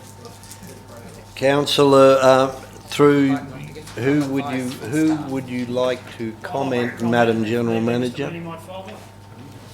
Mr Paul. Through you, Mr Mayor, in terms of removing investments from the Westpac Bank, we would incur costs to break those investments, if that's what you're suggesting. So that's not an easy path to follow. To suggest that we then invest them in another bank without going through a competitive process would also give me some issues. Councillor Turlin, you asked a question. Mr Paul. Well, they're the answers. As I said, there would be break costs to take money out of investments that we have with Westpac if we can indeed actually make that happen, and I'm not sure that we can actually. We could reinvest that money. You've suggested the ANZ Bank. My strong suggestion would be that we reinvest it in accordance with our investment policy. That may or may not give us some challenges as well, but we can work within that. But to suggest that we favour another bank is probably not the appropriate approach. Okay. Questions? Councillor? I was going to talk about Westpac, but I'll leave it. No, I'm after a motion. Move, councillor, and second. Well, that was the motion, that the information be received and noted. Councillor Turlin. Yes, okay. What I'd like to say then, as point 2, if my seconder would approve this, and we'll see if he will or not, that upon the maturity of the Westpac account, the council staff look upon investing in other Tier 1 banks, I won't give any names, because of the publicity. Well, I won't actually write the publicity, I'll do that in debate. No, But we no, all know you the don't, reasons don't why. put reasons that No. counts.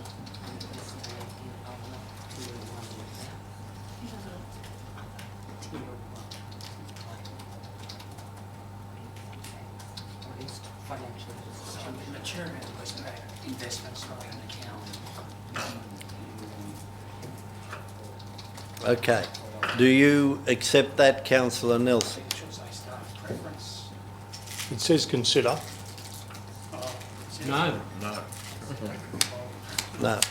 Do you have a seconder? Councillor Whipper.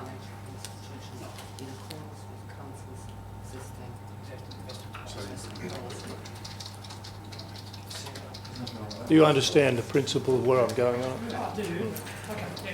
Yep. Okay, thank you. So Councillor Nelson's name is withdrawn, and Councillor Whipper is now the seconder. Councillor Turland. Thank you. I'll start, if that's okay. You're right.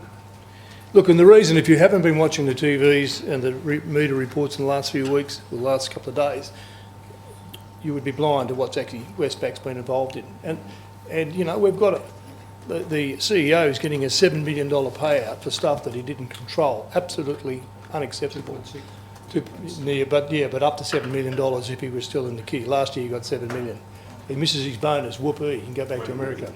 But at the end of the day, what's happened when Westpac and the Royal Commission has flagged the arrogance of the big four banks and other banks and relay that treat the general public. But this is worse. This is, I think, what was it? Was it how many people? Was it 23 million? Breaches. And where they went is just extraordinary. Through the chair, please. Where it went was extraordinary. And what we've got is, look, we just let everybody, it's all going to be the same business as it always is? No. We need to send a message to them. We actually have got in here, for instance, you know, do they accept the no coal policy? I need clarification, Mr Mayor. Clarification. I may have a pecuniary interest because I own Westpac's shares. Then that Councillor Nelson will. That's like being a member in the club. We're silly enough to declare it. Well, it's up to the person to declare their interest or not. Look, at the end of the day, I think even if the council does not take the money out of Westpac, we need to send a message. Exactly. It is unacceptable. We can't, all these big top-end guys just say, oh, look, we made a mistake, but I'm sorry, but I'll take the 10 million and bugger off. Through the chair, please, Councillor Turl. They need to be pulled into line, and this is where it starts. We represent the community. Some of the payments that have gone around could have been done in our ATMs and our shop. We wouldn't know. They don't even know. And what was really extraordinary is they did know and didn't report it. That's the arrogance of it. So, look, I just think we should send a message. And I hope the council should support it. It says consider, which then it comes back through our CEO, to council for where he believes it should be spent once those Westpac shares come to maturity. So I'd like to think that councillors will support this, send a message to Westpac, it's not good enough, and the others need to clean that act up as well. Thank you, Councillor McLaughlin. Yep, I'll speak to support this. Look, I think this is very, I mean, if we don't do it, if we don't take action, I mean, I think we're following along. I think the federal government's taken some bit of action. I heard today that next year they're rolling out a funding package that 5% insurance, people can actually get home loans now without having the 10%, so you can get into a house a lot quicker. Everyone will benefit from that, young people getting fair. They're not going to use Westpac, so Westpac are going to be punished. And so they should be. This rampant behaviour of banks to just be a law unto themselves. And I mean, this council suffered back in 2008, where banks across the world were running rampant, and they were selling stuff like Lehman Brothers stuff, that CDOs and stuff. It's just about money-making things that can generate more wealth and more money for them, and the community gets burned. And so, yeah, I'll support Councillor Turlin on this. I think this is worthwhile. It's about time we take a bit of a stand. When people are doing the wrong thing, we don't just say, it's not all about the money. It's about the principle of what they've been done. So, yeah, good on you, Councillor. Thank you, Councillor McLaughlin. Councillor Whipper. Thanks, Mr Mayor. Well, again, it's about morality, isn't it? And what we hold true as a society. To knowingly be breaching amount, 23 million breaches? My God, it's not a mistake, is it? Yeah, if it's one or two, you might be able to say okay. But for a CEO and a board to be asleep at the watch like that, I think it's culpable. And I think at the very least we can make a very strong statement here because, I mean, to be involved in, potentially or possibly involved in some of the activities that were reported and money laundering, it's just not good enough. I mean, people make the banks, and to be treated with such contempt and possibly you're turning a blind eye to criminal activity, I think is wrong. So at the very least, I think, councillors, we need to support this. Whether we got shares in it or not, if we have got shares in it, we should be pulling those shares out of it because they have to learn. Some things are just not acceptable, and this is one of those. Thank you, Councillor Whipper. Councillor Halstead. Yeah, look, it's reprehensible behaviour, and I don't think we need to be shy on this one because it's at the point where there's at least a draft report from the Commissioner of Inquiry. I mean, they're pretty powerful. I think it's the highest level of inquiry you can have. And I like your comment, Councillor Whipper, reprehensible behaviour and, as you said, culpable negligence may be culpable negligence in the end run, that'll be found. But I think we have a responsibility on behalf of the ratepayers here to actually stand up to be counted and send that message. Because I don't know about the rest of you, but I was appalled at what I heard yesterday and again confirmed this morning. 23 million odd breaches, that's bad enough, but it's the sort of things that they've done within them breaches. And I think all of us here would quite frankly think they're intolerable. Some of the things, only got to be one or two of them, and in my view that's enough for us to be doing exactly that, looking at it. And quite frankly, this could be the end of someone like Westpac. Will have a very big effect on it, not ours, but in terms of what's going to happen across this country with the ramifications of this one. Thank you, Councillor Scandron. So next week it'll be Commonwealth Bank. Following week, NAB comes out, who we bank with. ANZ's already on the rack. Look, the morals are correct, but the action's wrong. This is not a matter for this level of council. I totally supported earlier this term a refusal to deal with banks that were involved in non-renewable mining activities. This is not the thing we should be involved in. I'll be voting against this. Okay, I'm going to support you, Councillor Turlin. Normally I just go along, but to me, the chances of us actually, if we can get the community don't suffer, that's the big one. We are sending a message to the banking community as a little council, and we are tiny.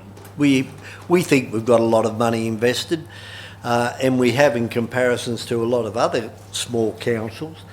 But when you go through ours is really loose change to the big institutions. But it is saying that we have listened as a council to the Royal Commission. We find the abhorrence of the Westpac management, the way they have conducted themselves. And if we, and every council throughout Australia said, well, blow you, we're not going to invest with you, all of a sudden those 3 or 4 millions start growing. And then if a bigger investment agency like a super fund said, well, we're going to look elsewhere as well, then all of a sudden things can take shape. So I'll support it. Councillor Scandrett's right, of course, in what he said in regards to where the other banks haven't been put to the stake yet so much, and there might be a few questions that they're going to have to answer as well. But at least this says we're watching, and we don't want to invest with people who are going to be in criminal activity. And as Councillor Turlin said, take the eye off the ball to the tune of 125 million transactions, and then the CEO walks away with a $2.5 million pat on the back hip pocket. Councillor Turlin. Yeah, okay. Look, he actually got more than 2.5. That's just his salary. He misses out on his bonuses, which is shares. That's it. But last year he got 7 million. Yeah, that was last year. So he did pretty well. If you look at page 82, our local bank, BDCU, $23.75 million. Our local bank. Money stays local. It invests in the local people. Local credit union. Fantastic. So I think that's one thing that should be said. The other thing is, you've got to remember the 4-tier banks, by memory, when the CDO problem happened back in 2008, the government guaranteed them. They couldn't fall over. And that's, what, 9 years ago, 10 years ago, 11 years ago, 2008. They guaranteed them. Now the BDC and all the little second-tier banks didn't get guaranteed, only the 4 big boys. And one of the 4 big boys actually turned out to happen. They're a bunch of crooks in one sense because they've allowed things to happen. And all they've done is fed the top end, why banks close in all the little suburbs and towns. Councillor Turlin. Sorry, I'm pointing to the Westpac only. You have a captive audience there. Yeah, no, outside. There's only an ATM in Westpac. There's no bank out here anymore. So you understand. So what I'm saying is, look, this council and the 3 of you here stood here maybe 4 when the CDO came through. I wasn't quite sure if you were here then at the stage. No, the CDOs. Remember, you guys stood up, Swan, Parks, Windsor Kerribee. You stood up for the principles of what actually happened in that, and you actually won the case, and you got our money back through Mr. Paul. You made the decision to fight it. You held together. Great decision. Didn't cost us any money in the true end. We actually made a bit of money. So I commend and hope that everybody will support this, because it is sending a message to Westpac, and I hope the media picks it up and says, you know, they really need to clean their game up. We might be the first council that starts the roll to actually shake them up and get an apology to the public, back to us. On morals. Well, anyway, so at the end of the day, I hope you support the motion. All right, put the recommendation. All in favour? Carried unanimously. Those against? No. Councillor Scandrett? Well, I'll be. 11.3, public exhibition of draft cemetery policy, page 86. Councillor Scandrett has asked that he be recorded against the investment policy. No, we're on to the public exhibition of the draft cemetery. Move councillors Whipper, seconded McLaughlin. Any discussion? Put it. All in favour? Those Could we just change the recommendation one little bit? We talked about it at... No, it's there. It is, sorry. It was done. I read it. Look. You happy? Thank you. So I'll, just for clarification, I'll put the exhibition of draft cemetery policy again. All in favour? Carried unanimously. We now move on to 98, page 98, 11.4, post-public exhibition report, proposed lease to Southern Highlands Carriage Club. I would have liked the Botanic Gardens to be here for this. So somebody move. Councillor Turlin, Halstead second. Put this. All in favour? Against? Carried. We move to page 104, 12.1. Planning proposal to rezone amend the minimum lot size of land at Old South Road and Barrel Street. Barrel. Councillor Turland. Well, I'll move it, but I've got a question if I can. to staff. You are asking a question. Yes, that's permissible. No, a question who directed to? To staff. Yep. To Mr. Wilton, Mr. Pepping, whoever. How many corner blocks are going to allow? Okay, Councillor Turland, is this a serious That's a question serious or a question. There's going to be tongue-in-cheek? dual occupancies right through all these subdivisions. You can just So the question is, does any of these reclassifications allow for corner block subdivisions? Through the General Manager, the purpose of this report is only to rezone and put in a minimum lot size for these properties, and the minimum lot size that has been recommended is 1,000 square metres. So under the LEP, if there are corner blocks, and we don't know until a subdivision is put in, it will enable potentially dual occupancies for subdivision. Thank you. Now, can I just go back to what Mr. Wilton said, which perhaps should have been used in the debate? All subdivisions and applications or DAs are looked at on their merit. So there you go. Put the recommendation as moved by Turland and McLaughlin. All in favour? Aye. It's a planning matter. Everybody got to raise their hand. Carried unanimously.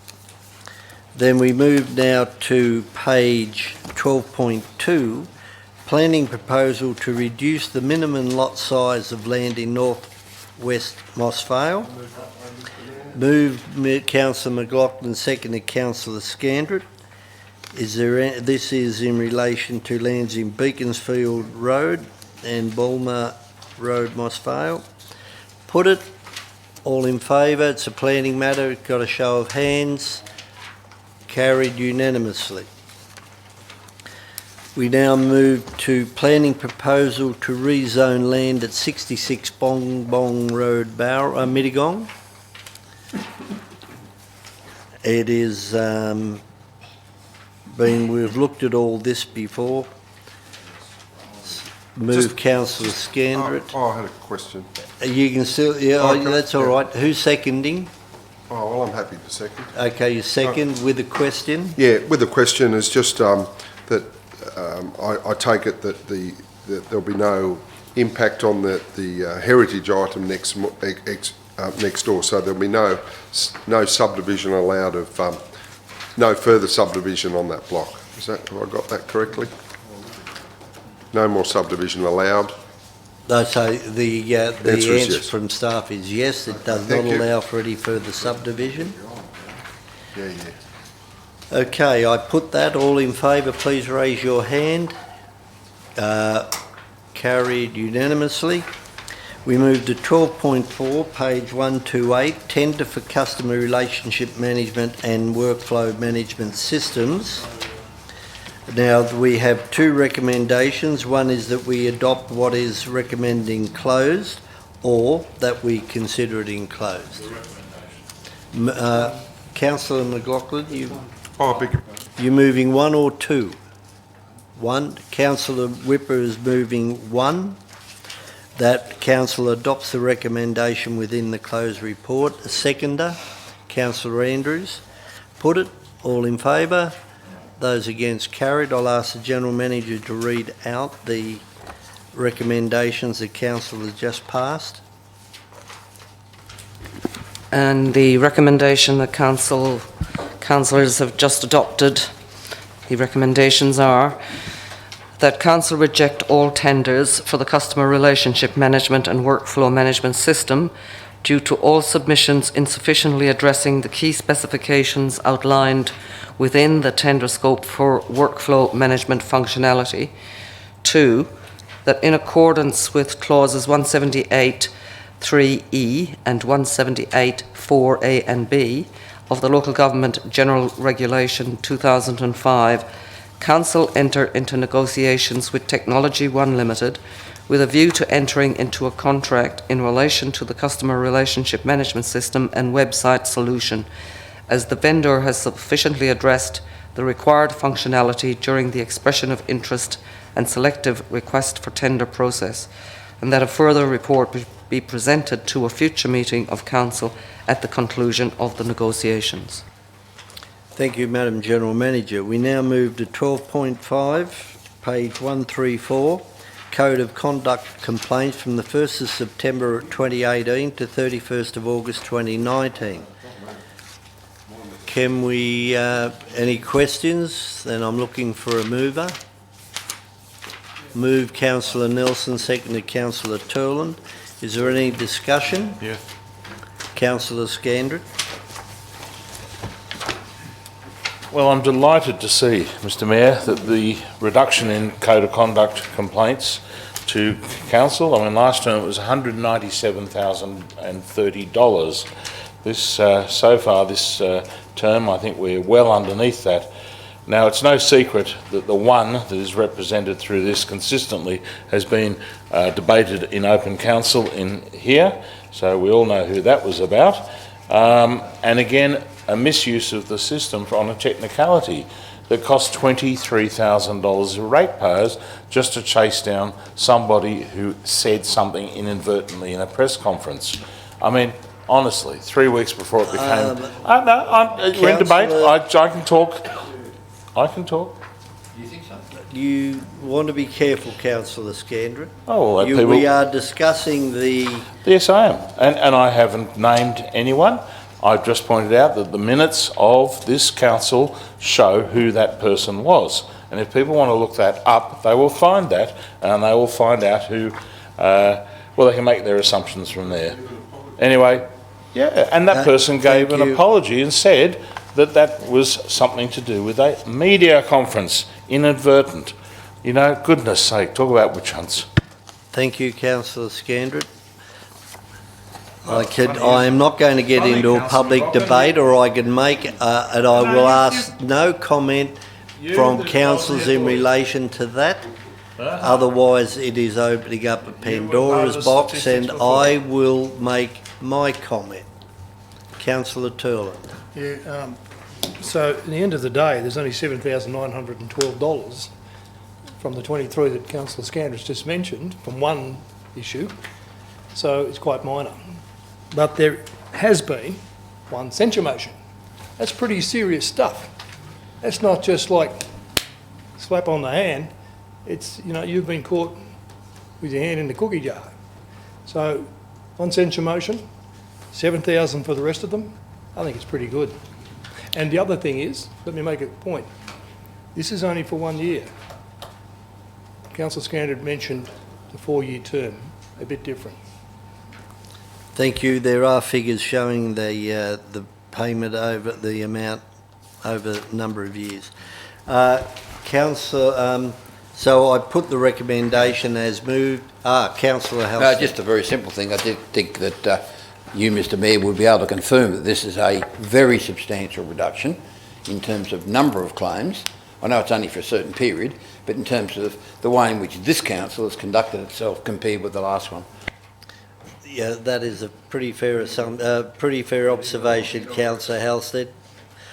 I put the recommendation. All in favour, against, carried.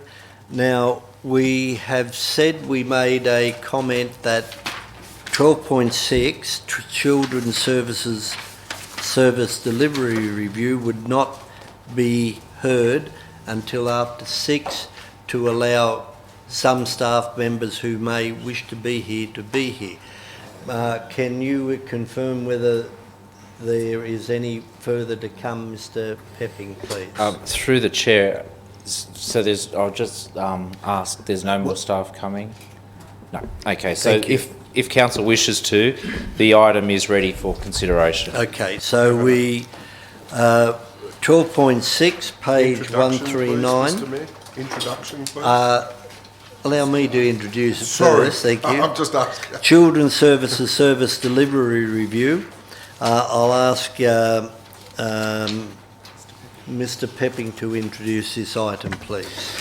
Thank you. Through the chair, the purpose of this report is to present to council the Children's Services Service Delivery Review. This is the second time that a report has been presented to Council. The first time was in September this year, and that report was considered in closed Council for reasons that were explained at the time. Council subsequently resolved that the matter be deferred for further consultation with staff and union representations. Since the consideration of this matter, those consultations have taken place, and the report before you addresses those consultations with a summary of the submissions that we received. For purpose of background, the Children's Services Review, and Children's Services is one of 30 core services that Wingecarribee Shire Council offers to our residents and ratepayers. To date, 5 services have either been completed or in progress. The one that has been completed is the Southern Region Livestock Exchange, which Council considered earlier this year. So this particular service review is the second one that's being presented to Council. The services review that Council is embarking on, with the 30 overall, is one of our commitments that Council adopted back in 2014 as part of its Fit for the Future proposal that went to the state government. So we are fulfilling those commitments in reviewing all of the services reviews. The Children's Services Review has taken into consideration other externalities that are happening within the industry, both at a federal and a state government level.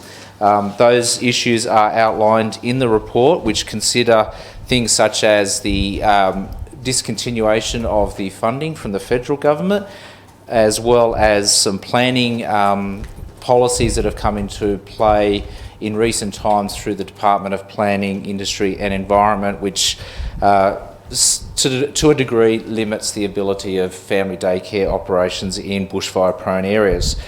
The report that was considered back in September presented Council with 4 options as to what to do. Following the consultations that Council undertook with the staff, a 5th option has been presented to Council, and those options are presented in the report.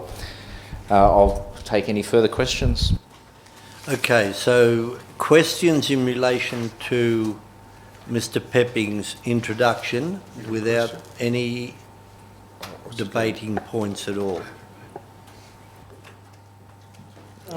Councillor You probably Turner. can't answer this, but do you think the federal government will bring back the funding once it comes closer to the next election? You can't answer that question. No, it's a leading question. Well, Councillor Turner, I'll ask you the same thing. Yeah. What do you I think? reckon they will. Okay, so there you go. You've heard it straight from Councillor Turner that you reckon they will. Question, please. Councillor Scandred. Mr. Mayor, thank you. A question of staff. Could you just lightly explain, for the benefit of the gallery and those watching, what the Children's Services Business and Marketing Plan is? Through you, Madam General Manager, Mr. Pepping. Through the Chair, unfortunately I can't give any details about it. It is a work in progress, and it was a work in progress that had been developed and hasn't seen the light of day because of this particular service review. But one of the strategies in there is to try and invite or register a number of additional educators to operate within particularly the family daycare service. We currently have 7, and we've had upwards of 16, 17 in the past. So that sort of demonstrates some of the difficulties that have been presented over a number of years. The out-of-school hours operation, which runs out of Mittagong Public School, does before and after school care, and it also does vacation care. And at the present time, both of those services are relatively at full capacity. So it's really the Children's Services, the family daycare operation which has presented some difficulties, and one of the strategies of the business plan is to look at ways of securing more educators into the operation. You clarified there, Councillor. Not a question. I wanted to move a motion. I thought of a question actually. Well, yeah, just a Councillor question. McLaughlin. I'm just wondering, what liabilities and what does council exposing itself to with an ongoing, continuing on with this service? What are the risks, if you like?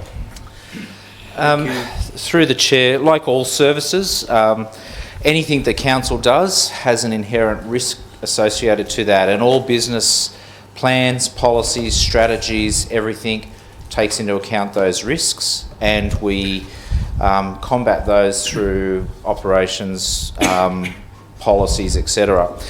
Children's services, it is regulated very heavily, and it's probably one of the more regulated, if not the most regulated services that we do operate through council. The services are accredited on a biannual basis, and that involves independent people coming in and reviewing those particular services. There have been incidences happen in other services, I won't mention them obviously, which has resulted in either injuries or death to children, and they can be in long day care, family day care, etc. So when you are caring for children, there is always a heightened degree of risk because you need to have that supervision. And one of the strategies that the industry brought in several years ago was, previously it was one carer per 5 children, and that was reduced to one carer per 4 children in order to maintain the visibility and the monitoring of children. So you can manage the risks, but you can't always eliminate the risks. Thank you. Councillor Whipper. Mr Mayor, on page, what is it? Page 142, there is an option 5. I'd like to move that council... Okay, so just to, we'll get it up, Councillor Whipper. Yep. Option 5, that council continue to direct service delivery for both family day care and whoosh for a period of 3 years with the following focus. Yep, that's it. So that is being put up. It's already there for you. Councillor, do you have a second? Councillor McLaughlin. You have the right to speak. Thank you, Mr Mayor. I'm speaking in support. Councillors, please. I'm speaking in support of option 5 and would request that fellow councillors support that as well. I'm really glad that we took the opportunity to consult with the staff and the stakeholders. Like other councillors, I received a number of submissions, and some of those are recorded in the business paper, some phone calls, and I must say that I do agree with the sentiments and concerns raised. I think if we're undertaking a service delivery review, it's clear in my mind that council do have a responsibility to deliver those services to the community, particularly in regional, rural, remote communities such as the one we live in. I know the value of daycare. There was a comment by a speaker, Ms Bartlett, asking the question about whether a chamber of men would have any understanding.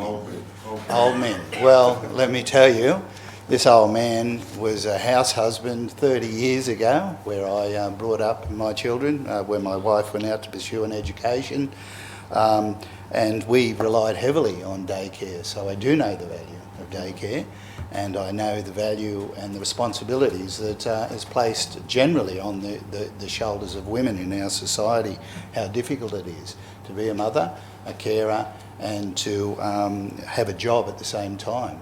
So services like this are critically important. Now, if we're in the metropolitan of Sydney or Campbelltown or the metropolises, maybe childcare is a lot easier to find, but certainly in villages like Robertson and Canyonlea, Hilltop and all over the Shire, it's not so easy. Sometimes it's the only thing that parents can rely on. And I do say parents because there still are some house husbands out there, I know that.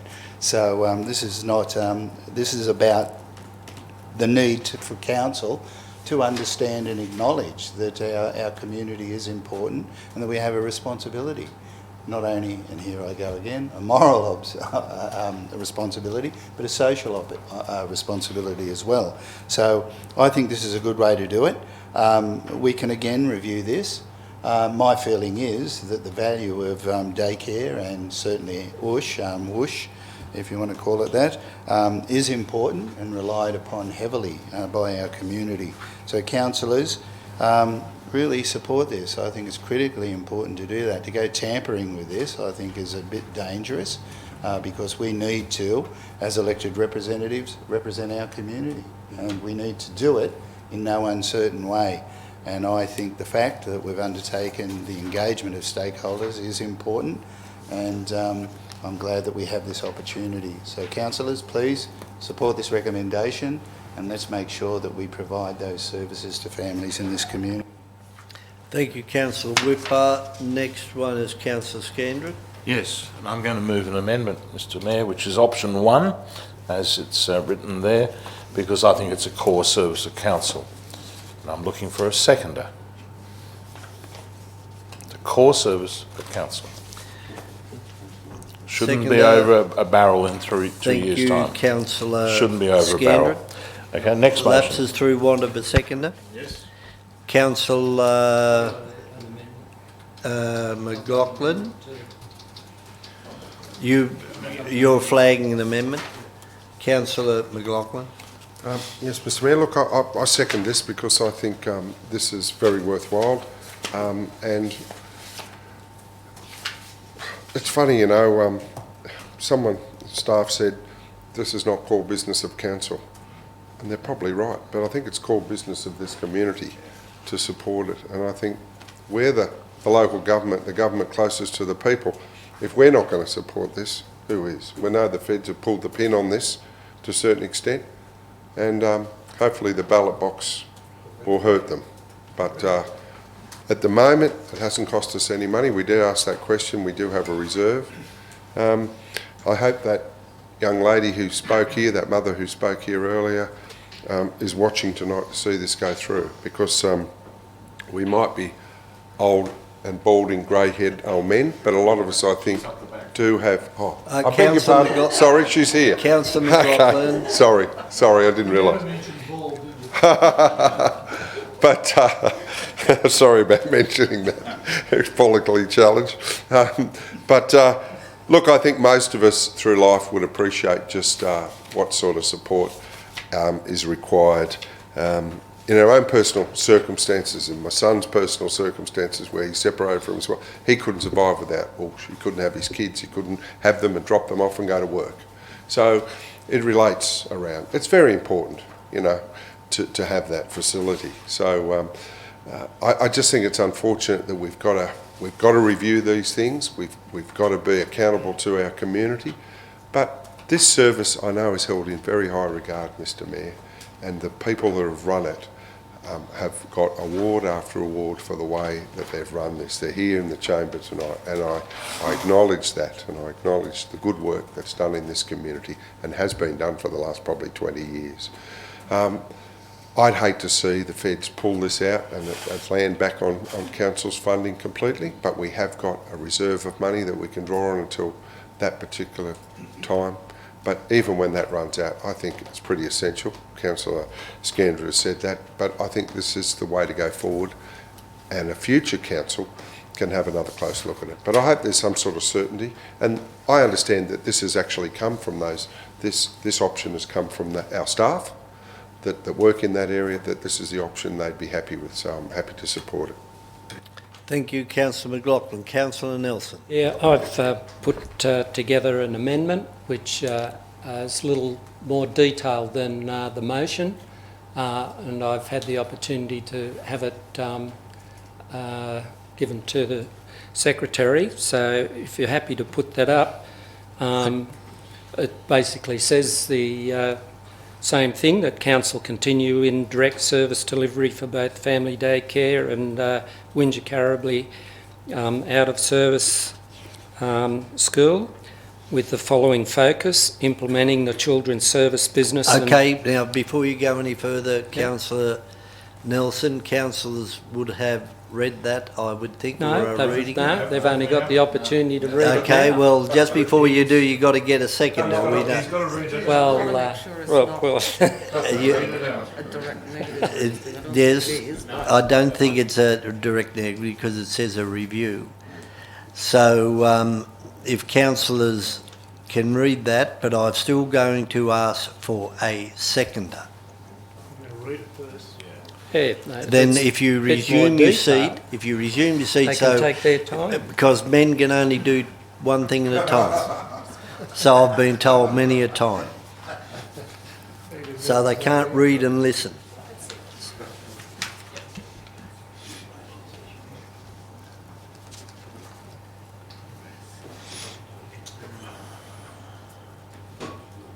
Would you amend? No. Ask a question. Okay, is there a question to from anyone, general, without entering the debate? No, the debate hasn't started No. on this motion. Yes, as I was saying, but without leading. No, I just want to Thank ask. you. Yes, Madam General Manager, you have the right. Councillor Nelson, your subsection D says amend any risk. Assess. How would council amend? No, assess. Okay, Assess any thank you. risk. That's all I needed. Yeah. Okay, so we have the motion as moved by Councillor Whipper, and we have an amendment as moved by Councillor Nelson. Is there a seconder for Councillor Nelson? I'll support you to debate it. It does not necessarily mean that I will Yes. vote that way, but I will hear your reasonings. Oh, thanks, Mr. And we'll Mayor. go there. Oh, You have thanks, the floor. number one. It's lucky you've got some fellow councillors here. Yeah, well, it goes into detail. But before I do go, I'd just like to, since we're a bit of point scoring here tonight, I'd like to say that it was me that led the charge on having this review and having the consultation with the staff and the union that led to where we are at this point in time. And I thank Council for supporting that decision. This amendment also incorporates some of the union direction because we've all had that representation from the union. So I've incorporated their recommendation, and no doubt the union has had consultation with the staff. So I'm indirectly supporting the union and the staff and hope that council might take on this amendment. Obviously, point 3 is requesting that the General Manager make representation to the appropriate state and federal funding agencies, so to seek additional funding for our children's services and WUSH, and I'm sure that if this doesn't get up, Councillor Whipper would be happy to incorporate number 3. But Mr Mayor, this is a complex and difficult matter to resolve, and I believe that the services should continue for the next few years while the service is being continually reviewed, monitored and assessed. It's a highly regulated industry, and for staff is onerous and resource intensive, and risk issues abound. So I can understand why, you know, on one hand it might be okay to get out of the service, but on the other hand I think those risk management issues can be managed, but there are risk issues there. Obviously we're being told that the funding has been cut to the service and we're going to run out of funds eventually in the next 2 or 3 years. But I think we need to support the service. Council will have to eventually start using ratepayer funds to support the services. Now, that might be a good thing, because tonight Council was happy to waste $80,000 by letting a planning matter go to the Land Environment Court. Councillor Nelson, that is hypothetical. So I'd be happy to spend $80,000 of ratepayers' funds to go towards children's services and WUSH. So I do believe that using ratepayer funds, it's worth it, while staff continue to agitate for more funding from the federal government. Childcare support, it is worth it. Well done, Councillor Nelson. Councillor, you got the second, hasn't he? My God, I've heard everything. Councillor Halstead. To you, Mr. Mayor. No, Yes, it I was second it very from well the presented chair. for what it is. I cannot believe that this is being put forward in the way it has been. And I'm not going to go into any of the reasons why, but I have my own opinion as to why it might have happened. But if it's as I think, and that is it's someone somewhere in the organisation has thought that was the way to go, it was the wrong call. Now, I don't know that's the case, so I'll let that go. But probably one of the most important issues, in my opinion, services this council makes available to the community. And I don't play politics. I'm not playing politics. I don't. I never have, and I never will. I've had enough of the attack on social services, and this is a classic one. I've got three children, 3 boys, 6 grandkids. They all use these services. Well, services like this. I say, in fact, they probably don't use these services, unfortunately, because I would, but they've probably gone to the private sector, which I'd have real worries about, right? And I'm quite prepared to say that again. Because these organisations that we set up, councils set up, hold the private sector to account, as far as I'm concerned, and they're the alternative. Now, you go down to some of the city ones, and I can well talk about one of them, which I lived in 3 or 4 days a week. One of my sons was there at the time. He couldn't find a private one that was adequate in the area where we were, which was Pyrmont general area there, right?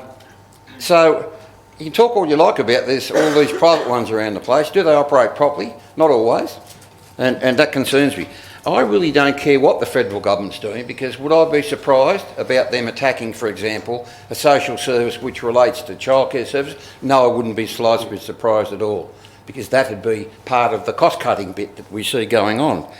My God, surprise, surprise, that we wouldn't expect a federal government of this type, the Conservative type, to attack things like this. Of course we would, as a possibility. So we've held the ground so far. I think option 5 is it. I think there's some good things in what Councillor Nelson's put up, and I think certainly 3 should be thrown into our one. But in terms of the one that's proposed, it does give surety for 3 years. And am I glad that the union got involved in this one? Because sometimes that has to happen to represent people. Because professionals have bodies that represent them, but they don't dare call them a union. But the union here did the right thing, I think, and I don't know the full story, but to represent the people that work here in that industry was, as far as I'm concerned, totally correct. And I'll stand by that, because they need representing. It's, to me, far better than option 1. Option 1, which was proposed, I think, by Councillor Scantron, Thank you, offers no Councillor. surety. Thank you, Councillor Turland. A little bit of passion coming out from councillors tonight. The two ends of the spectrum, aged care and childcare. Both are underpaid by the state or the federal government, both. And we now see the controls. Councillor Turland. We now see the controls in relation to aged care coming through with the Royal Commission. It's an absolute dog's breakfast again. So it's good to see that they're trying to clean that up like they did the banks.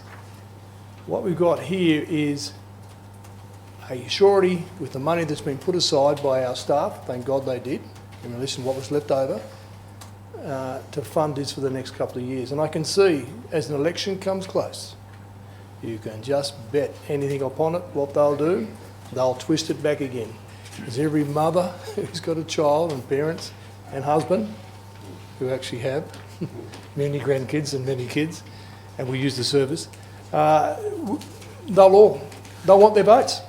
It'll come back again. This is just giving a surety for the 3 years, and it will come back. But as I said, totally underpaid, totally underserviced by the state and federal. Is it really council's position?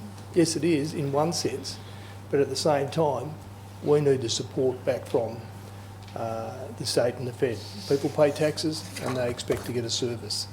Council only gets a certain pool of money and they have to disperse it. But I think it's neglectful of the federal government less than 1 year into their term to rip it from everybody and say, well, now it's gone, knowing that in a couple of years, I bet you it'll come back again, no doubt. Underpaid, underserviced. Thank you, Councillor Turl. And Councillor Whipper, you'll be looking for your right of reply. Yeah. No?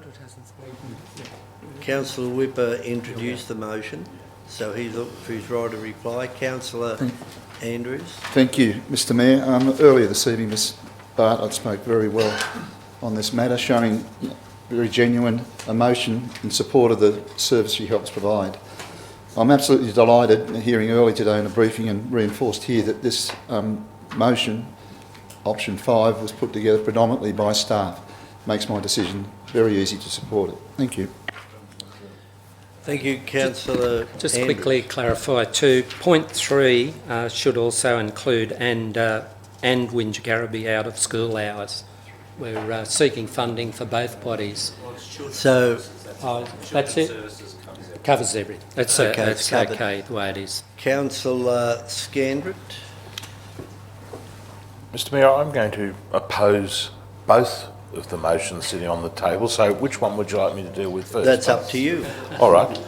Well, I'm going to deal with Councillor Whippers because, quite frankly, this whole matter appalls me, and a whole bunch of us pushed back on this when it came to council earlier this year. We pushed back because, well, primarily because the staff hadn't been consulted with all of the true facts as opposed to seeking information from them professionally. It was the inside stuff that was in closed council. I was appalled at that, and particularly seeing that we have been out in the field and met with people in this area and our own staff people.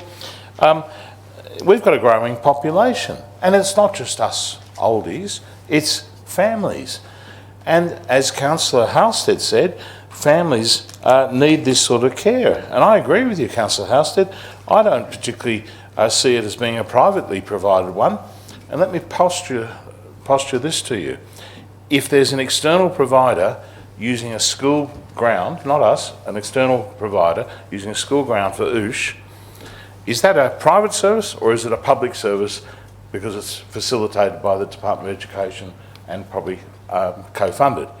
I would say to you that that is a very good question because at the moment they're finding, those people who run those sort of services, trouble Through with the getting chair, staff. please. Getting staff as well, Mr Mayor. And that is where this seems to have started with us. I say, well, if we had 17 staff a few years ago, let's work on getting back to that. That's why I've moved option 1, which to me is very clear. It's a continuance of the service, unconditionally, no 2-3 year review, no on the edge of a cliff, no on the knife edge, wondering whether you've got a job or whatever. If you want to come into this industry, yes, council's going to be there and we're hopefully going to expand it and pick up the slack across the whole shire, because here we're just talking about sort of the main town centrics. It's our villages.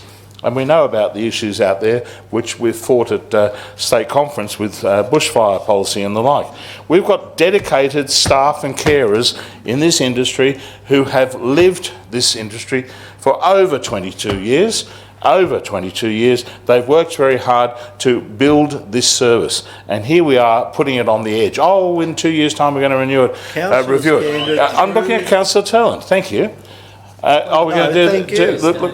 Look at that. Don't look at anybody. You look at you don't want to look at me. Look at the screen behind me, but address the chair. So we look. I won't leave our family daycare in a vacuum for 2 or 3 years, like option 5 does. It doesn't work for me. We, as we've heard today, this is a core service of council. Core service of council, and to me, it's like putting money into a regional gallery. That's not a core service, but we're taking away money from a RRC, our Resource Recovery Centre. Yeah, no, look, it's a similar thing. Thank you, Councillor Scannell. I'll come back for my second. Councillor, now look, councillors, I'm not going to go around the table again, okay? Right. I'll have mine. I'm giving you the right of reply. No more on it. If we have not been able to express ourselves in the period of time you've had, then that's it. Thank you, Councillor Nelson, for your amendment, because what you've done, you have opened the debate, and that's good. I will support the recommendation as moved by Councillor Whipper. I think what you've done, and the reason I can justify it, is that part of the final resolution of Councillor Whipper's is that the council will do a further service delivery review after 2 years, which takes in a lot, I think, of your concerns. As for the funding, who knows, Councillor Turlin's right, who knows what the federal or state government will do in as the years go on. But what it does do, it gives the staff who are present tonight and those who are not, the certainty that they're here for 3 years. We are going to commit to run this service for 3 years. That's what it says.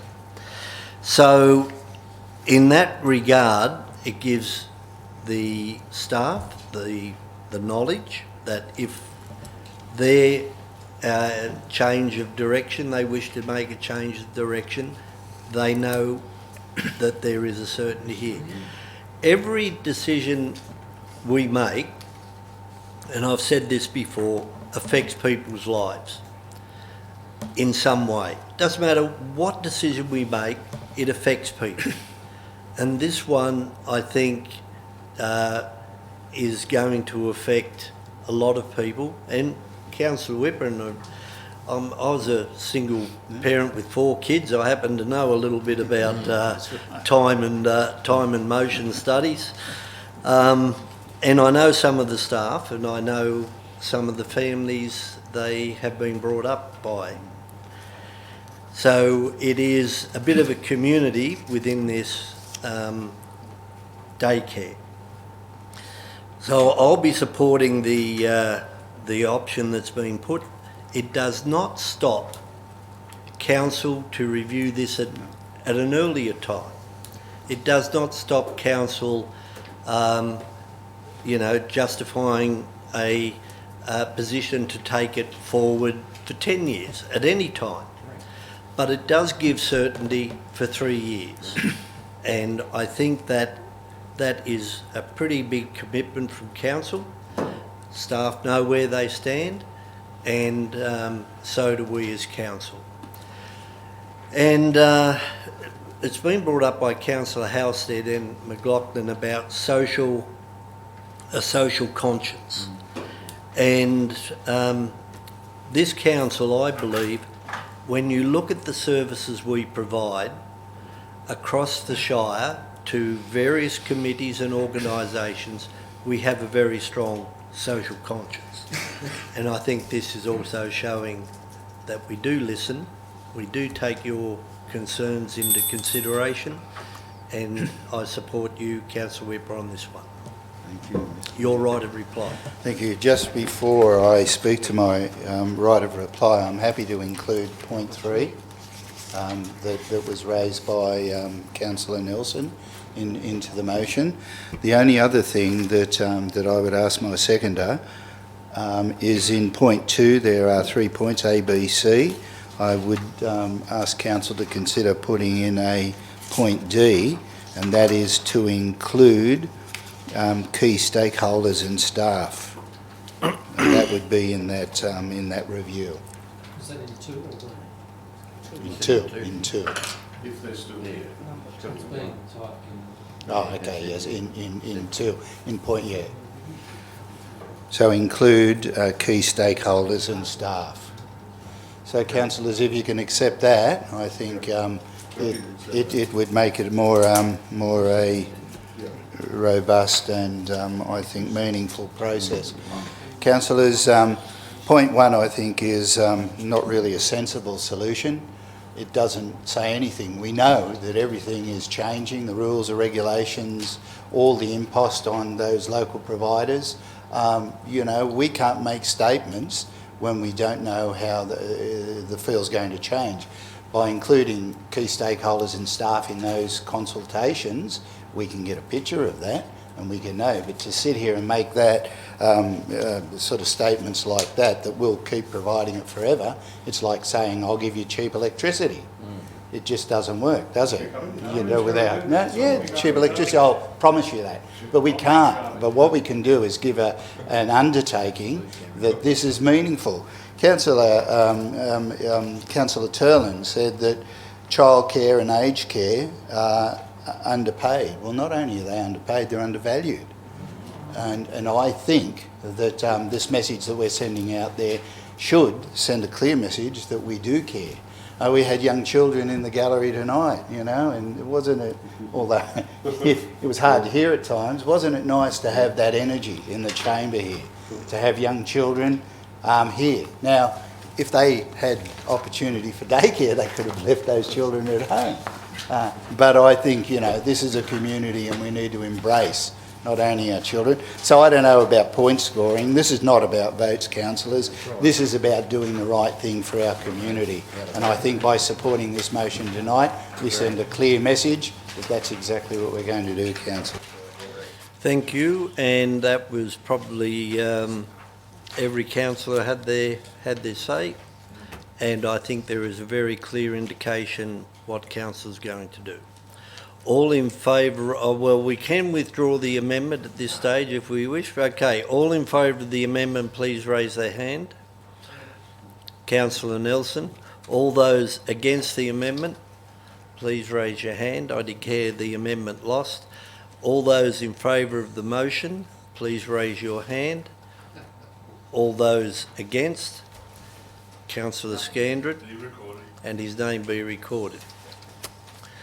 I now put the motion, yes, I'll put that. So the motion is carried that the council will provide the service for the following 3 years, and that in 2 years' time, council will have a look at the service delivery, and we will lobby state and federal parliamentarians for more money. So we move on now to the legal report on 13.1, page 155. Somebody move the recommendation. Move Councillor Whipper, seconded Councillor McLaughlin. Any discussion in relation to the legal report? And I put that. All in favour, please say aye. Those against, we now move to page 16.1, minutes of the Traffic Committee, meeting the 31st of October 2019. I'd say you'd better move that, Councillor Halstead. Okay, seconded. Seconder, Councillor Scandrett. Business arising out of that? Councillor Scandrett. I just have a question. Councillor Halstead, could you just make some comment on the parking at the pool issue, the disabled parking? I will allow. No. The minutes are in there. No. Is it? When is it going to be? I'll come to the next thing, but you know, I'm not too sure that I'm prepared to say something here. No, if you. Okay, thank you. Anything more on the minutes? Put it. All in favour? Against? Carried. We now to questions with notice, 17.1, page 172, and the response is a verbal by Councillor Turland that a verbal report be given. Councillor, Mr. Paul. No, which one are we on? As such, the subsequent question with notice will also be addressed in the report to Council. Is that? We don't speak. You're not going to question with notice? I'm given the answer. Okay. So we have a recommendation at the bottom. Councillor Turland. Yeah. So the question, I'm not allowed to ask questions in the question with notice? You can. The question is there. There is a recommendation. You can ask a question in relation to that. Yes. But there is a recommendation, so before you can either move the recommendation as is, or Councillor Ken, you ask your question. Well, I'll move the recommendation, but I'm going to debate Okay, it so at the you're same moving time, it with a question. But I want to debate it Yes. as well. Seconder, Councillor McLaughlin, question.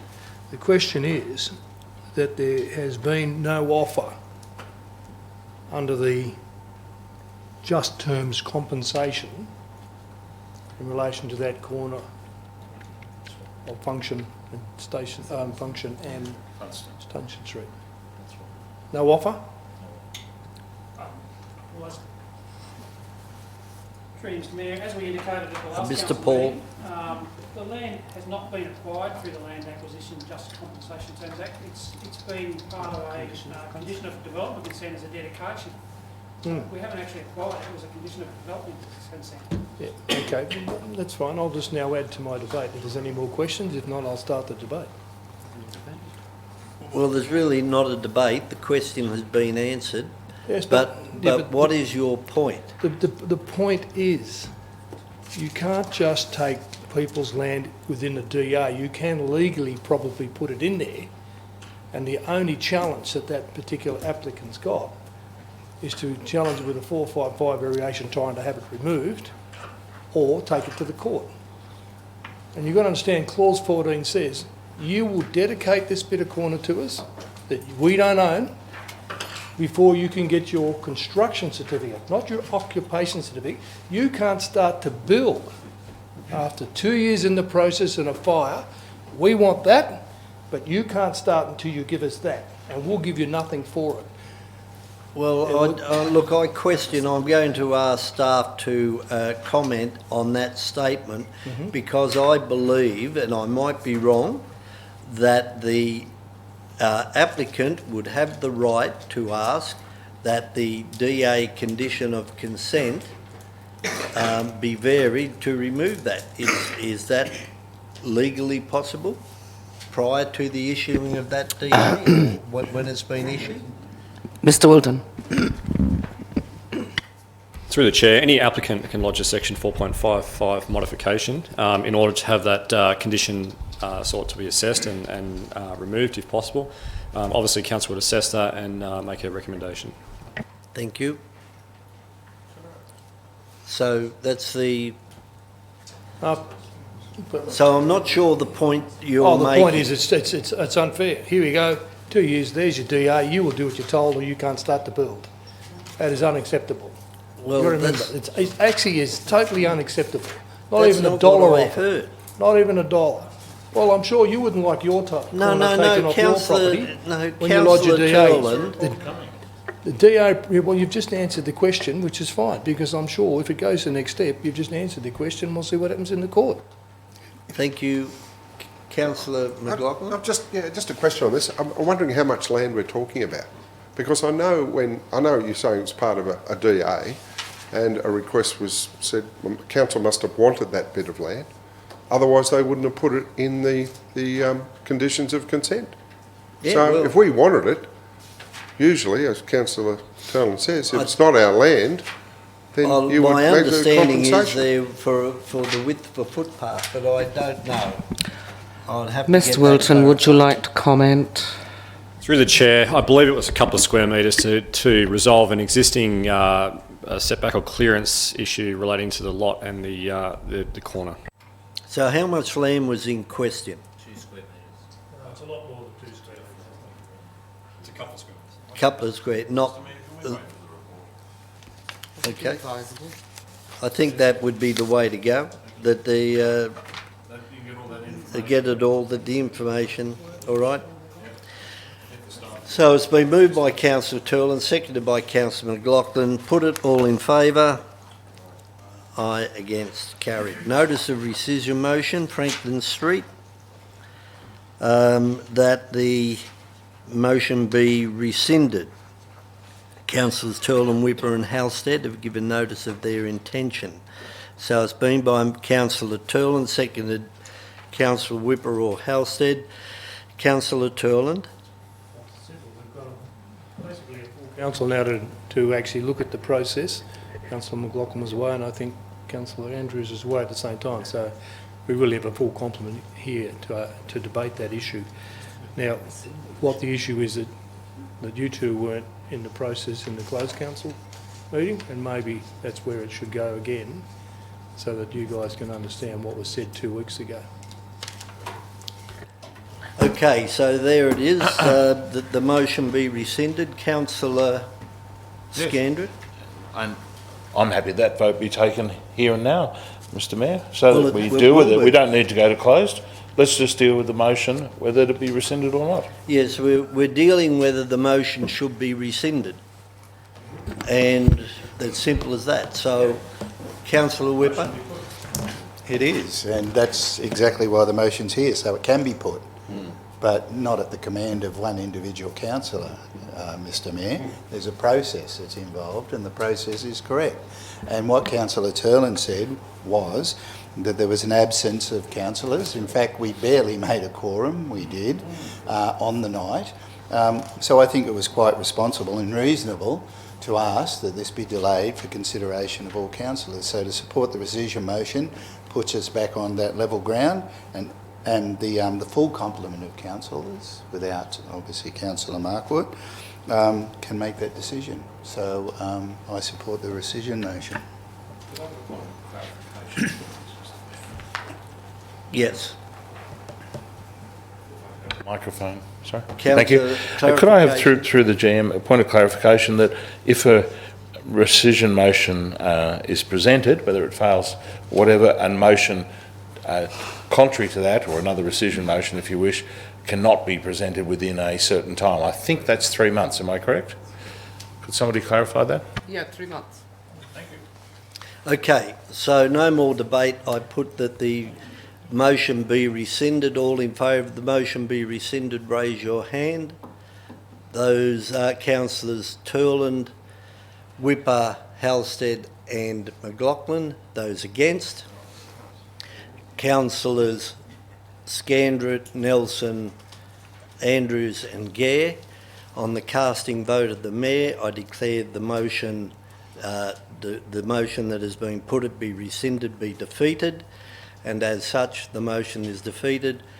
We have a motion that is standing, and that is that the there it is that is there, that the motion that we accept the tender offer be carried. So we now move on to page 18.2. 174, Notice of Motion, Code of Meeting Practice. Councillor Turland. Again, it's simple. We've seen tonight 3 minutes is not enough for most of these people to actually even have a discussion. It's clear, it's got here that the public presentation is 5 minutes. It's just what it says here, public forum, but the visitor item's only 3.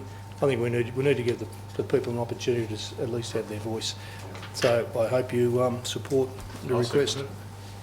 Councillor, I agree. hang on, it's been seconded. Moved Councillor Turland, seconded Councillor Scandrett. Okay. Councillor House. Look, I'm not going to make a song and dance about it, but it's blatantly obvious to me. But what we should do then is not allow any extension. In other words, we're trying there, we let them go 3 minutes, and on occasion someone moves that they get an extra minute or whatever else. If it's 5 minutes, that's it. But let me tell you, 3 minutes is not working. Yeah, look, we'll, subject to that we review it again, Councillor Turland. Perhaps that's what we should have done in the first. Whatever. I'll support it to the degree that last time, and we heard it tonight, Charlotte Webb was cut off. Yeah. Sometimes it's interesting to hear, sometimes it's not. Sometimes it's just darn boring, but that is their right. And that it is. Some people make a very good presentation and they're worth listening to. Others, they regurgitate what they've said 3 times. So I'll support it. And on the same token, I'm glad you said only the visitor items, and not the councillors. That's what I mean. Yes. So we'll see how it goes. But would you put that prior to the next council election, in other words, somewhere next year, say July, so we look at it again as a council and say, well, yes, we think it's working, and it'll now be... Point of clarification, that the Yes. code of meeting practice, Mr Mayor, would provide for that in the new council. So I think that's where it would be. For the new council to Yes, look at so that. silent on that. But I have a that's- technical question. Okay, well, I'm happy enough with that. Yeah, and I have a Okay, technical question. then we'll see how it goes. Yes, councillor, yes, fine. So just a technical Councillor question Andrews. to our CIO. And that is, now we've got these lovely screens and you've got one there, which is visible from there, is there an opportunity to just have a window in those with a countdown on it, which would supplement this initiative, going back to 5 minutes? Is that possible, if I may?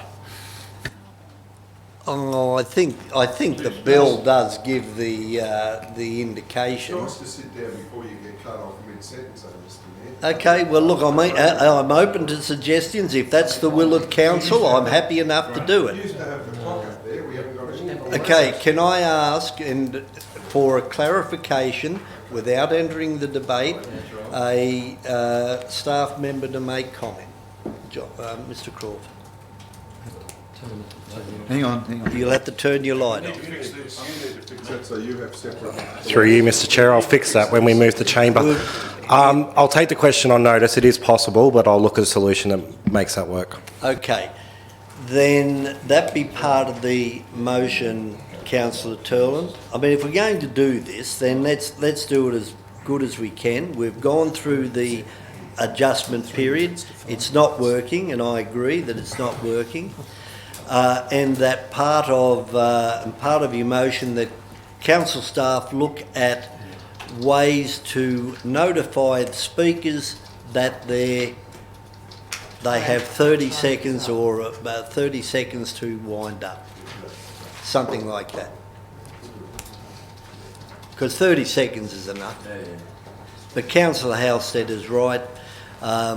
We have been tapping them on the shoulder, and you see the look in their eyes saying, well, God, you're a bit tough. So, Councillor Andrews, you've been sitting there extremely I don't need to patient. give up, Mr Mayor, if it's okay with your indulgence. I support Councillor Halstead. I'm more than happy to support this, providing there's something in there that no extension. Definitely no extension. Yeah, well, yep. Well, we haven't been. We've been Not in the we code of have meeting been practice. cutting them off. It's not in the code of meeting, but we can't do that. We can only... Okay, so council considers ways to note it with 30 seconds remaining. Yep. Now, you're happy with that, councillors Scandrett and Turland and councillors? Can Do I you just- need to Look, just one thing about the flagging of the time. Is there any reason why we can't have a clock starting on our screens which actually show us that we've Well, got... we used to have that up there. Yeah, but we could have it just here. We don't have to have it up there if you don't... Because he can't see that. The visitor can't see that. No, that's why I pointed at the mayor's screen, councillor. Well, that's what I'm saying, on all the Oh, screens. we can So put a when we timer talk, there. we can... Can we just let staff work this through? I think we have a very capable staff member who can work this through with our councillors giving advice from the floor. I put the recommendation. All in favour, please say aye. Aye. Carried. 18.3. Notice of motion, external review of 13 Boland's Road, Balmoral. Can we just have an introduction to where this is from staff, please? Well, it's a notice of motion. But the matter, because you wrote back to us the other day and said it's under control. I will just say this prior to Councillor Turland. I've spoken to the applicants and I terminated the meeting after about 20 minutes. I found that it was extremely unproductive.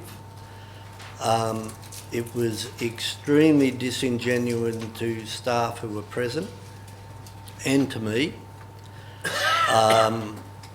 I meet with people to hear their grievances and to work out a way forward so we can be on an amicable parting after a meeting.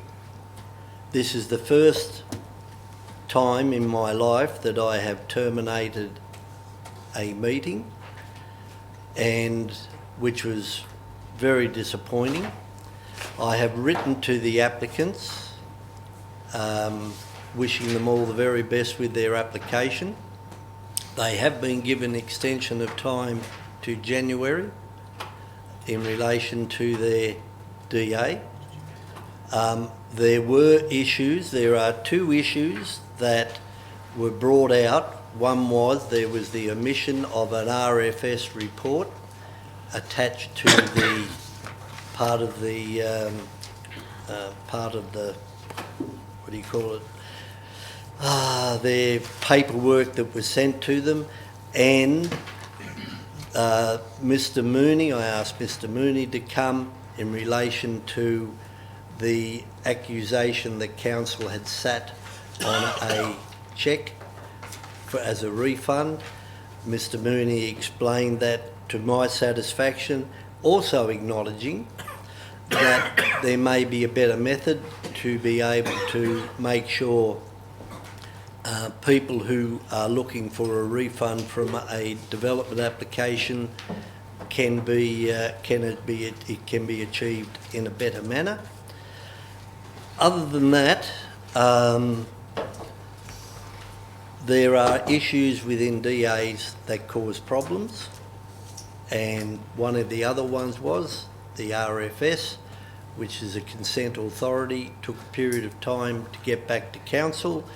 That then triggered from the RFS response, to my correct interpretation, the need for a fauna and flora report, which had to be undertaken within 10 days, otherwise they ran out of time. That has now been extended to the end of January. The comments about staff I found not worthy of comment in this room, and I will not. And the comments to me as a person as they left my office is also not worthy of comment, and I wish them all the very best with their new residence that they intend to build at Bolins Road, Balmoral. So I've been involved in this, and that is my comment. Councillor Okay, Tyrrell. can I change where it says external review and add there a briefing session? So Well- councillors understand the reasons why, the frustration. In other words, it's only going to cost us the time to sit down with the staff.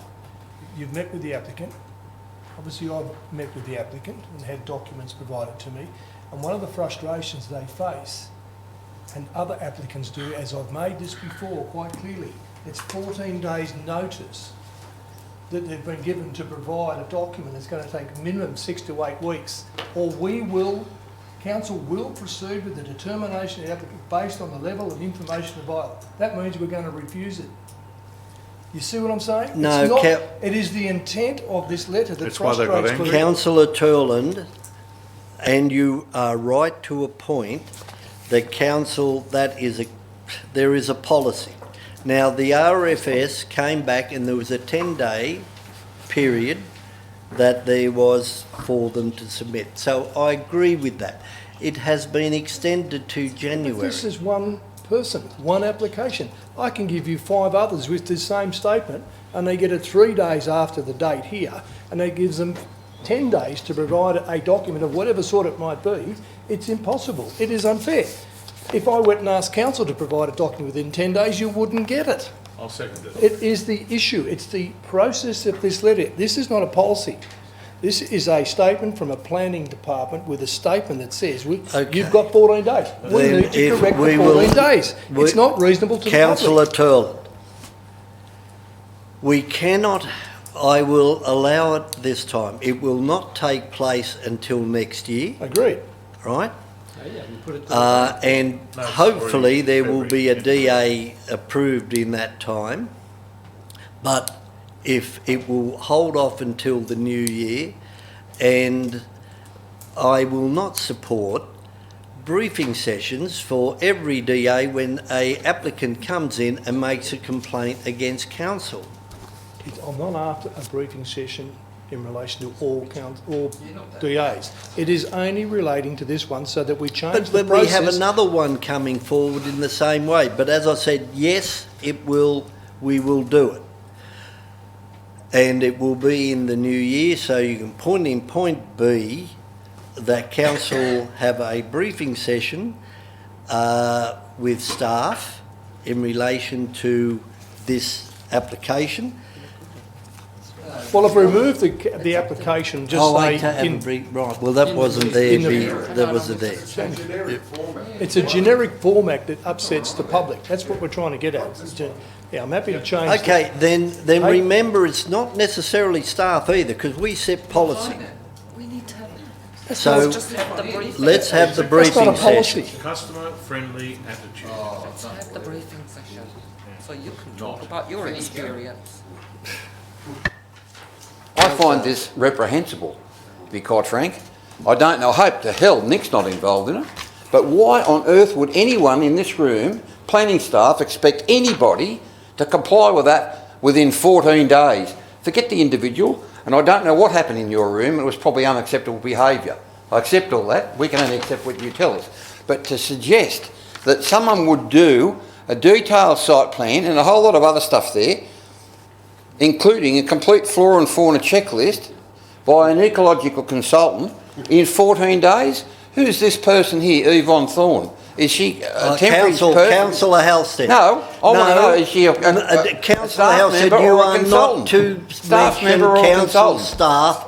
That's all I want to know. It's is it a on staff member or not? Councillor Halstead. Yeah? You know you don't mention staff in open council. That is on a whole lot of letters. That is not for public distribution, you know that. No, I don't.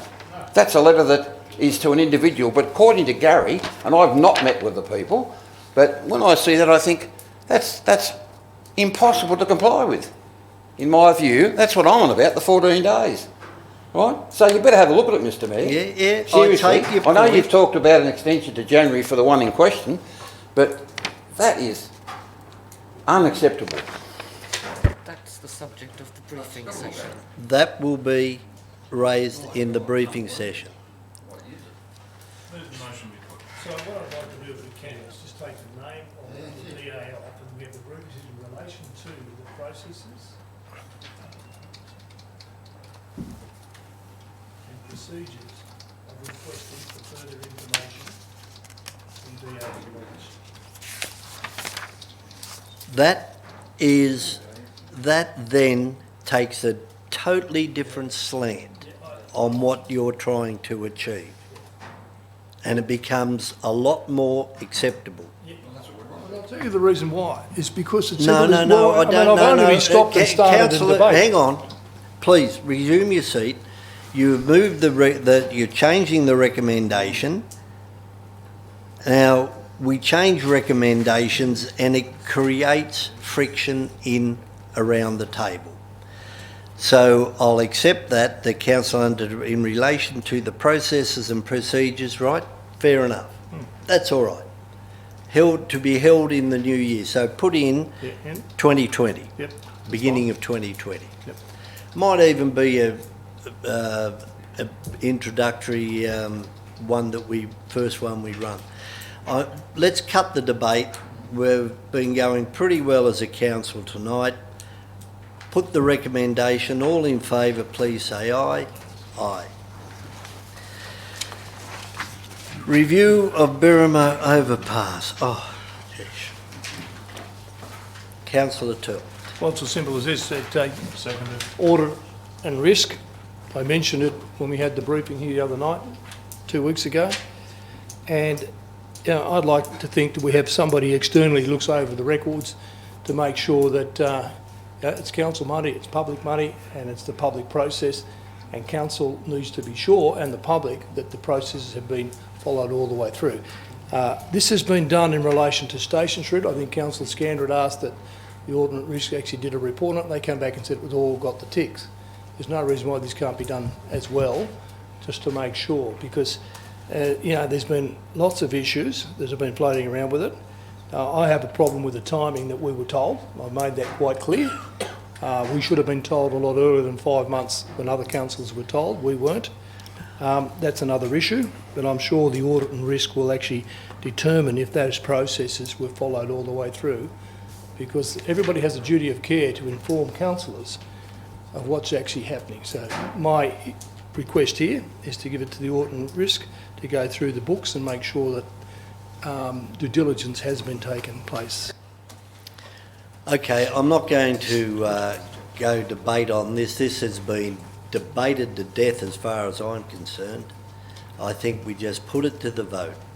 All those in favour that go to the Risk and Audit Committee, please raise your hand.